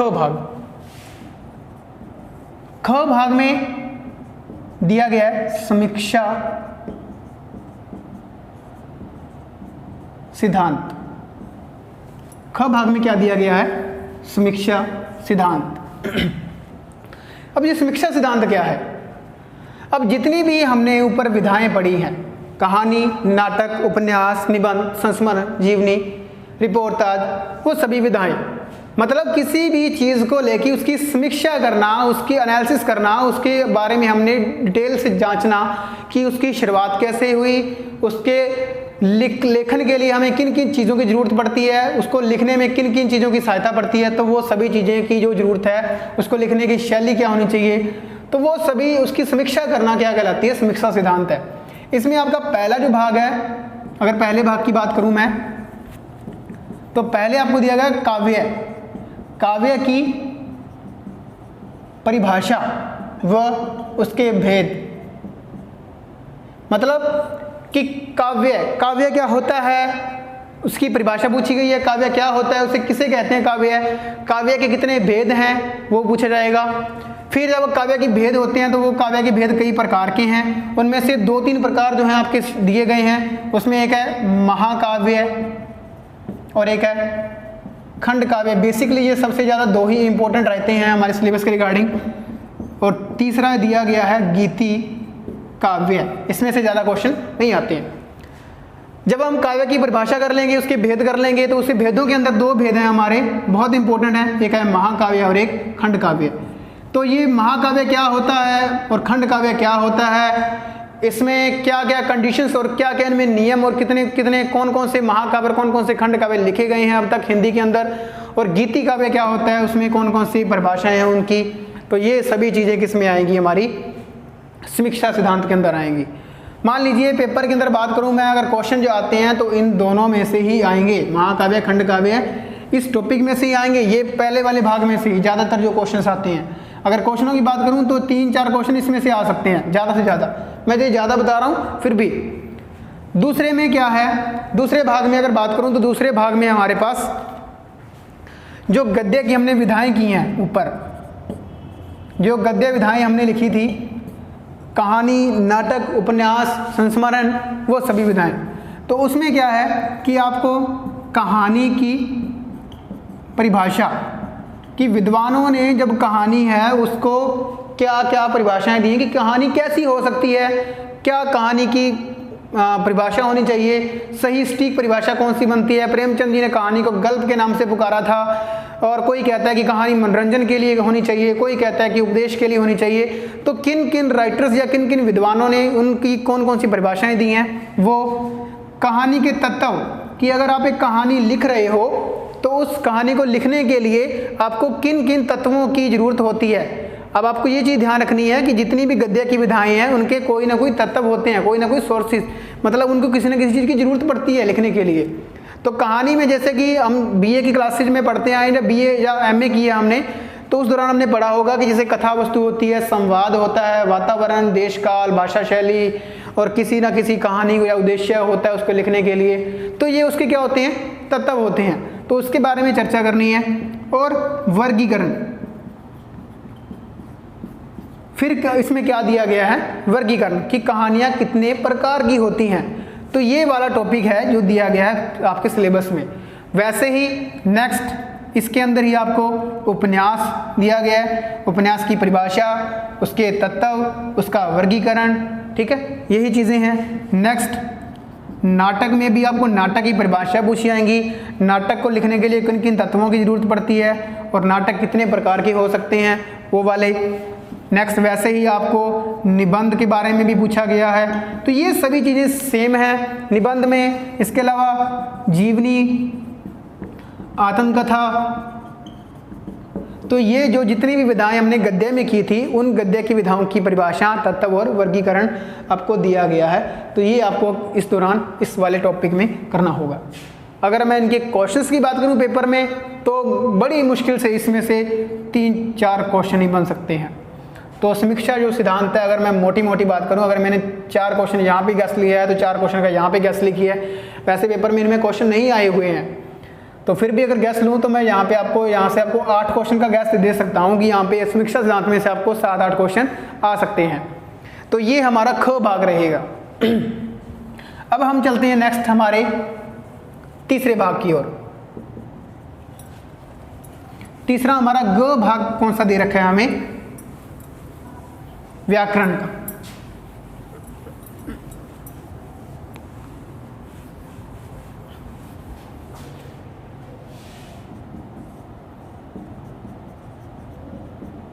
तीसरा भाग है हमारा व्याकरण। अभी से नोट कर लेना, मोस्ट इंपॉर्टेंट। व्याकरण जिस भी स्टूडेंट ने मास्टर कैडर का एग्जाम देना है और उस मास्टर कैडर को एग्जाम को क्रैक करना है, तो जिस बच्चे ने भी इस व्याकरण को बहुत अच्छे से डिटेल से कर लिया तो मान लीजिएगा उसका पेपर क्रैक होने से कोई नहीं रोक पाएगा। मैंने 2-3 चीज़ों के बारे में ही बताया है कि जिनके ऊपर आपको सबसे ज़्यादा फोकस करना है। फर्स्ट ऑफ ऑल कि मैंने आपको कहा था कि आपको आधुनिक काल पढ़ना है। आधुनिक काल अगर पढ़ोगे तो उसमें से 50 नंबर के क्वेश्चन आ सकते हैं। वैसे ही जो व्याकरण है ये सबसे ज़्यादा इंपॉर्टेंट है, और व्याकरण में क्या क्या आएगा उसके बारे में चर्चा करते हैं। तो जब हम व्याकरण की शुरुआत करते हैं तो व्याकरण की शुरुआती दौर जो शुरुआत होती है वो कहाँ से होती है? वर्ण से। अब व्याकरण जो है उसमें उसकी वर्णमाला उसकी वर्णमाला के बारे में बात की जाएगी कि हिंदी में टोटल वर्ण कितने हैं, उसको वर्णों को किस किस भागों में बांटा गया है, जैसे कि स्वर और व्यंजन होते हैं, और स्वर कितने प्रकार के होते हैं, उनका उच्चारण कहाँ से होता है, ठीक है। इसके अलावा व्यंजन कितने प्रकार के होते हैं, इनका उच्चारण स्थान कौन सा है।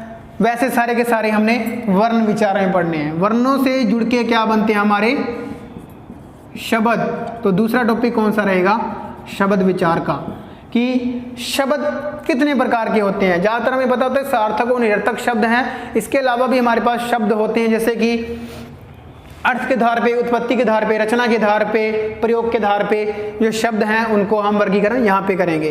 तत्सम, तद्भव, देशज, विदेशज हैं जो वो शब्द किस में कैटेगरी में आते हैं। एकार्थी, अनेकार्थी, पर्यायवाची, समानार्थी शब्द किस कैटेगरी में आते हैं। रूढ़, योग, रूढ़ यौगिक शब्द किस कैटेगरी में आते हैं। तो वो सभी के सभी जो वर्गीकरण है वो किस में किया जाएगा? शब्द विचार में किया जाएगा। शब्द विचार में ही आपको जब प्रयोग के आधार पे करेंगे शब्द, तो उसमें संज्ञा का टॉपिक आएगा। तो संज्ञा के टॉपिक में संज्ञा जो होती है वो 3 प्रकार की होती है। उसमें लास्ट जो है हमारी कौन सी है? भाववाचक संज्ञा है। आपके सिलेबस में दिया गया है कि भाववाचक संज्ञाओं की निर्माण, मतलब कि उनको कैसे बनाया जाता है, भाववाचक संज्ञाएं किन किन से मिलकर बनती हैं। तो ये वाला टॉपिक आपके सिलेबस में अलग से दिया गया है, तो ये हमने करना है। वैसे ही अगर नेक्स्ट करेंगे विशेषण, तो विशेषण में भी आपसे पूछा गया है कि विशेषण का निर्माण, कि विशेषण कैसे बनते हैं। इंग्लिश में विशेषणों को हम कहते हैं एडजेक्टिव। जैसे कि डिग्री अगर बात करें तो एक वही उसी प्रकार को विशेषण है कि विशेषण किस प्रकार से बनते हैं। एक विशेषण निर्माण का टॉपिक दिया गया है। शब्दों में ही हम करेंगे पर्यायवाची शब्द, इनको समानार्थी भी बोला जाता है। एकार्थी शब्द, अनेकार्थी शब्द और अनेक शब्दों के लिए एक शब्द, अनेक शब्दों के लिए एक शब्द। अब ये ज़्यादातर बच्चे क्या करते हैं कि इन चीज़ों को छोड़ देते हैं। शायद वो सोचते हैं कि ये चीज़ें हमें आसानी से आती हैं, क्योंकि पहले की हमें जो क्लासेज होती हैं 10th या 12th की क्लासेज होती हैं उनमें हमने पढ़ी होती हैं, तो वो कहते हैं कि शायद हमें पढ़ी हुई हैं, हम छोड़ देते हैं। तो ध्यान रखिएगा, ये हमने पहले ही बात की थी कि जो हमारा एक स्तर रहेगा परीक्षा का कठिनाई स्तर जो है वो कौन सा है? स्नातक का है, आपका 10th +2 वाला नहीं रहेगा। और जो आप बच्चे सोचते हैं कि हमें क्वेश्चन ऐसे आएंगे आसान वाला, आसानी के, वो चीज़ें इसमें नहीं आती हैं। तो इसमें पर्यायवाची शब्द आएंगे पेपर में, एकार्थी शब्द आएंगे, अनेकार्थी आएंगे, अनेक शब्दों के लिए एक शब्द आएंगे। तो ये वाला टॉपिक भी किस में रहेगा? शब्द विचार में ही रहेगा हमारा। इसके बाद तीसरे नंबर पे बात करते हैं हम पद विचार। पद विचार। अब शब्द के बाद में तीसरा पार्ट होता है हमारा पद का, कि एक अगर आपको शब्द दिया गया है, जैसे कि अगर आपको यहाँ पे आम लिख दिया तो आम का आपने पद विवेचन करना है कि आम जो शब्द है वो क्या क्या हो सकता है। आम एक वचन है या बहुवचन है, संज्ञा का कौन सा रूप है, सर्वनाम है या नहीं है, विशेषण है या नहीं है, कर्ता कारक कर्म कारक कारकों में कौन सा है ये। तो ये पद हमें उसको आम शब्द के बारे में एक व्याकरणिक दृष्टि से पता होना चाहिए कि वो पद क्या क्या है। तो ये क्या कहते हैं, हम पद विचार करना कहते हैं इसे। नंबर 4 पे आएगा आपका टॉपिक वाक्य विचार। पद के बारे में क्या बनता है, वाक्य कि वाक्य विचार। अब वाक्य में हमने क्या करना है, वाक्य में सबसे पहले करना है कि वाक्य के भेद कौन कौन से होते हैं, वाक्य के अंग कौन कौन से होते हैं, वाक्य की परिभाषा कौन सी होती है। वाक्य में सरल वाक्य, संयुक्त वाक्य, मिश्रित वाक्य ये होते हैं। इसके अलावा अर्थ के आधार पे भी कुछ होते हैं हमारे पास में, विधानार्थक जैसे कि बात करूँ मैं, विधानार्थक हैं, आज्ञार्थक हैं, इच्छार्थक हैं। तो बहुत से वाक्य टाइप्स होंगी, वो भी 7-8 अलग प्रकार की, वो भी चर्चा किसमें की जाएगी, वाक्य में। साधारण से हमने संयुक्त में परिवर्तन करना है वाक्य का, संयुक्त से साधारण में, मिश्रित में परिवर्तन करना है। तो वो सारा का सारा टॉपिक जो है वो किसमें कवर होएगा, वाक्य विचार में कवर होएगा।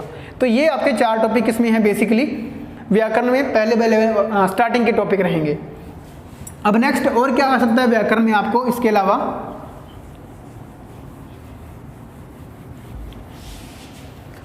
अब व्याकरण में आपको एक टॉपिक दिया गया है भाषा और लिपि। भाषा और लिपि ये टॉपिक आपका एक अलग से टॉपिक रहेगा इसी में ही, व्याकरण में ही।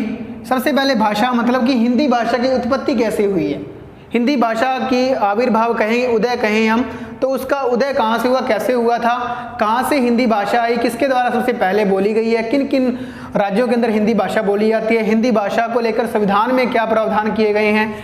इसके अलावा हिंदी जो भाषा है, इसके अलावा जो हमारे क्षेत्रों की भाषा है, प्रदेशों की भाषा है, उनके क्या क्या नाम हैं, कौन कौन सी भाषाएँ हैं, तो वो भाषा वाले टॉपिक में आएंगी।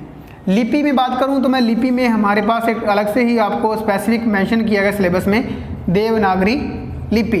हिंदी भाषा की जो लिपि होती है वो देवनागरी लिपि होती है। देवनागरी लिपि की उत्पत्ति मतलब उसकी उद्भव, उसका विकास, उसकी उत्पत्ति कैसे हुई, उसको उद्भव कैसे हुआ, ठीक है।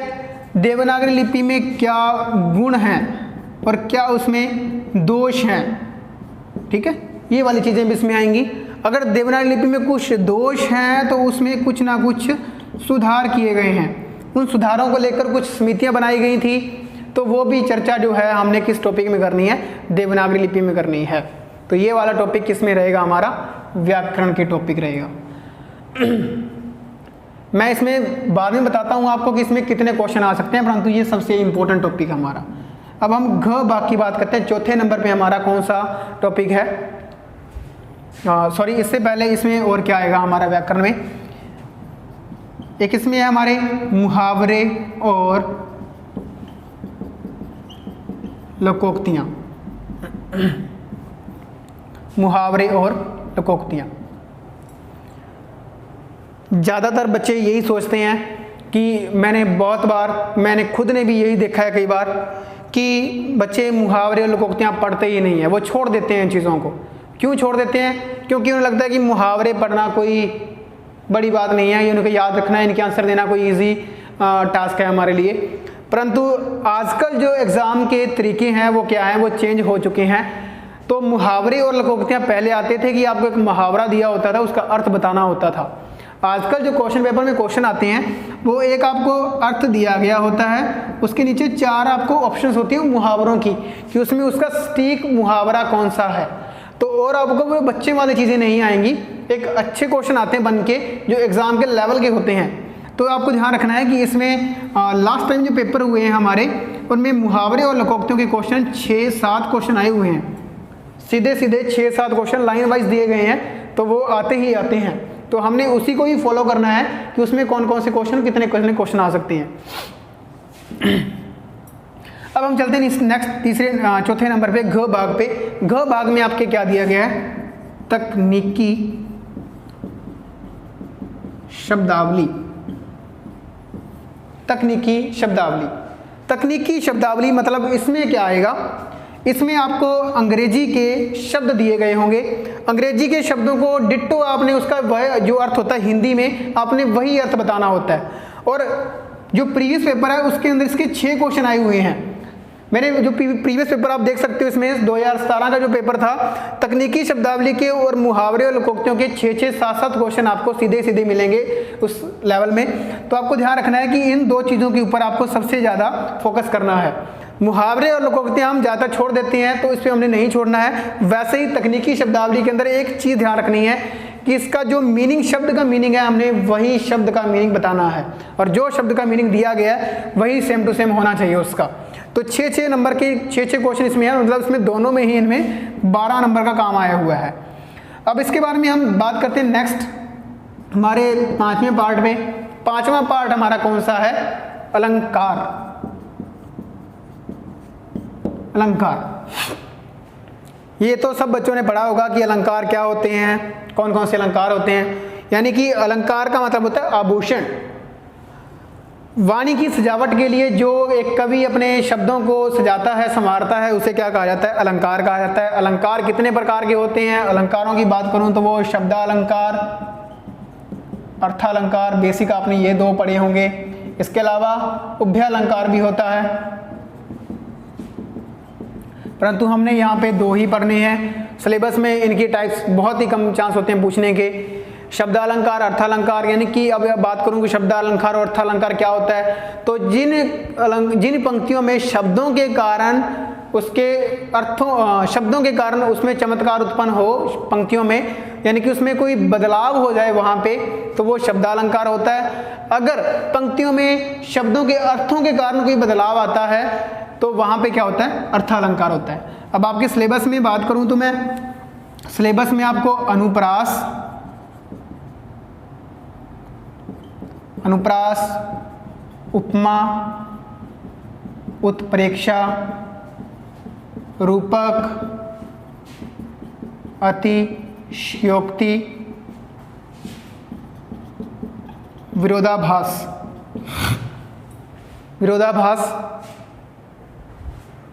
और वक्रोक्ति,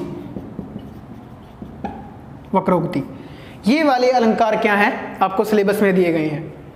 अलंकारों में से ज़्यादा क्वेश्चन नहीं आते हैं। अलंकारों की अगर बेसिक बात करूँ, मोटी मोटी 1 या 2 क्वेश्चन ही आएंगे, इसमें से ज़्यादा क्वेश्चन नहीं आते हैं। क्योंकि इसके पीछे क्या होता है कि अलंकारों में आपको एक परिभाषा दी गई होती है बड़ी सारी, उसको पढ़ के आपने उसका आंसर देना होता है। या आपको इसमें क्या होएगा कि कोई एक अलंकार दिया गया होगा और उसकी पूछ लेंगे कि इसकी सही परिभाषा बताइए क्या है। इसमें 2-3 कॉमन सी चीज़ें रहेंगी, वो आपको जब हम अलंकारों के टॉपिक पे आएंगे तो उसके दौरान चर्चा की जाएगी। अनुप्रास अलंकार में वर्णों की आवृत्ति होती है, उपमा में तुलना की जाती है, उत्प्रेक्षा में संभावना जताई जाती है, रूपक में उसके साथ ही उसका रूप स्थापित उपमेय को उपमान मान लिया जाता है, अतिशयोक्ति में बढ़ा चढ़ा के वर्णन किया जाता है, वक्रोक्ति में कोई वक्र का तो टेढ़ा, इनकी कोई टेढ़ा कथन होता है, उसको सुनने वाला अलग से कथन ले लेता है। विरोधाभास में क्या होता है कि पढ़ने में हमें विरोध का आभास होता है परंतु असल में वहाँ पे विरोध नहीं होता है। तो ये वाले अलंकार हैं जो हमने आपके सिलेबस में दिए गए हैं, वो हमने करने हैं। अब नेक्स्ट और लास्ट टॉपिक हमारा कौन सा है? छंद। च भाग जो है आपका कौन सा है? छंद। छंद का टॉपिक ऐसा है जिसके अंदर से बहुत ही कम चांस होते हैं क्वेश्चन आने के। फिर भी अगर बात करूं 1 या 2 क्वेश्चन ही आएंगे। सबसे पहले यहाँ पे छंदों की बात करूं, छंदों की परिभाषा पूछ सकते हैं। छंदों के कुछ लिखने के नियम होते हैं कि छंदों को लिखने के नियमों में से एक आधा क्वेश्चन आ सकता है। यति होती है, गति होती है, लय होती है, ठीक है, ठहराव होता है उसमें, वो पूछ सकते हैं उसमें से कोई सी चीज़ है। चरण होते हैं, पाद होते हैं। इसके अलावा आपके जो सिलेबस में दिए गए हैं छंद दिए गए हैं, कौन कौन से छंद हैं, कितने प्रकार के हैं। अगर मैं छंदों की बात करूं तो 2-3 प्रकार के छंद होते हैं। एक वार्णिक और मात्रिक छंद होते हैं। ये उसमें आपको सिलेबस में दोहा दिया गया है, सोरठा है, दोहा, सोरठा, कुंडलियाँ, कवित, दोहा, सोरठा, कुंडलियाँ, कवित। तो ऐसे कुछ आपको छंद हैं जो आपके दिए गए हैं। ज़्यादातर अलंकारों में आपको दोहा, सोरठा और एक होता है चौपाई, इन अलंकारों में से क्वेश्चन आते हैं कि इनकी आप बताइए दोहा और सोरठा में कितनी पंक्तियाँ होती हैं, किस चरण के ऊपर ठहराव होता है, यति होती है, ठीक है। ऐसे 2-4 क्वेश्चन ही हैं जो कि आपको इसमें से आ सकते हैं, तो ज़्यादा क्वेश्चन छंदों में से नहीं आएंगे। तो यहाँ तक जो है आपका वो टोटल कुल मिला के सारा सिलेबस आपका छंदों तक होता है कंप्लीट। अब मैं बात करूँ हमारे टोटल हमने यहाँ तक गैस लिया था एक, देखिए 75 नंबर का हमने, मैं आपको यहाँ पे सारा दोबारा समझा देता हूँ कि कितने कितने क्वेश्चन हमारे बन सकते हैं। तो दोबारा से मैं यहाँ पे आपको बताता हूँ, हमने पहले साहित्य के इतिहास के बारे में बात की थी। तो साहित्य इतिहास में हमारे पास 75 नंबर का काम आ सकता है, ठीक है। जो पहला हमारा हिंदी साहित्य का इतिहास है उसमें हमारा 75 नंबर का काम आ सकता है। समीक्षा सिद्धांत में से मैंने बहुत ज़्यादा बताए हैं, उतने आते नहीं हैं, फिर भी हम यहाँ पे गैस मार लेते हैं, 8 क्वेश्चन आ जाते हैं समीक्षा सिद्धांत में से। उसके बाद व्याकरण की बात करें, व्याकरण के जितने आपके टॉपिक हैं जैसे कि मुहावरे हैं, लोकोक्तियाँ हैं, इसके अलावा शब्द हैं, तो उनमें से आपको कितने क्वेश्चन आ सकते हैं यहाँ पे, वो 20 क्वेश्चन आ सकते हैं। इसके अलावा नेक्स्ट बात करूँ तकनीकी शब्दावली की, तो जो प्रीवियस पेपर हैं उसमें से बात सीधे सीधे देखते हुए वहाँ पे हमें 6 क्वेश्चन मिले थे। इसके अलावा अलंकारों की बात करूँ, अलंकारों में 2 क्वेश्चन आ सकते हैं।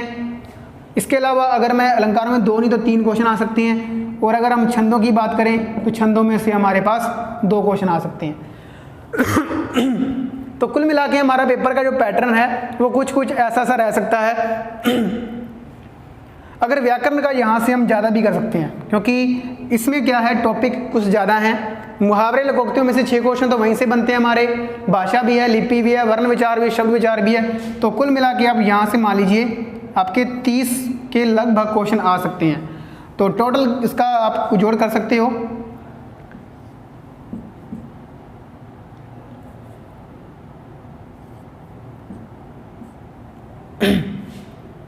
आठ और 5 13, 13 और 6 19, 19 और 3 22 और 2 24, 2 इधर 9,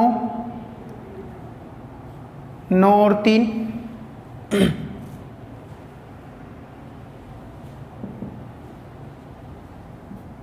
12। कुल मिला के हमारे टोटल हमारे पास कितने बनते हैं 124 क्वेश्चन, ठीक है। 124 मैंने मोटा मोटा आपको गैस दिया है कि यहाँ से आ सकते हैं, परंतु ये हमारा एग्जैक्ट गैस नहीं होता है कि इसी में से क्वेश्चन आए। आपको 2-3 जो चीज़ें मैंने आपको पहले ही बताई हैं कि इसमें आपको ध्यान रखना है किस किस में ज़्यादातर क्वेश्चन आएंगे। सबसे महत्वपूर्ण पार्ट हमारा साहित्य इतिहास का जो हमारा पहला भाग है। उसके अलावा आपको जो सबसे ज़्यादा फोकस करना है व्याकरण के ऊपर, क्योंकि पेपर में आपका सबसे ज़्यादा कवर एरिया कौन करेगा, व्याकरण करेगी। तकनीकी शब्दावली में आपको 6-7 क्वेश्चन आएंगे, अलंकारों में 2-3 हैं, छंदों में भी 2-3 हैं। यहाँ पे अगर मैंने व्याकरण के 30 लिखे हैं तो यहाँ पे 50 भी हो सकता है। तो ये कंपल्सरी नहीं है कि आपको यहाँ पे 20-30 कितने भी हों, तो यहाँ पे आपको 30 हो सकते हैं, 40 हो सकते हैं, 35 हो सकते हैं, 50 भी हो सकते हैं। तो वो क्वेश्चन है वो कितने भी हो सकते हैं यहाँ पे, तो उनकी कोई जजमेंट नहीं है। फिर भी हम प्रीवियस को देखते हुए, तो प्रीवियस के अंदर अगर मैं बेसिक सी बात करूँ 50 से लेकर 60 क्वेश्चन जो थे वो व्याकरण के, यानी कि पूरी ग्रामेटिकल पोर्शन यहाँ तक के आए हुए हैं हमारे पास। तो अब आपको ध्यान रखना है कि अगर आपको ये समीक्षा सिद्धांत और साहित्य इतिहास में से 100 नंबर का काम आता है तो 50 नंबर का काम आपको कहाँ से आएगा, व्याकरण वाले टॉपिक्स में से आएगा। तो होप्स हो कि आप सभी को सिलेबस के बारे में बहुत अच्छे डिटेल से पता लग गया होगा कि कौन कौन सा सिलेबस हमें कहाँ कहाँ से कितना पढ़ना है और कितनी तैयारी करनी है। So best of luck for all of you. Thank you.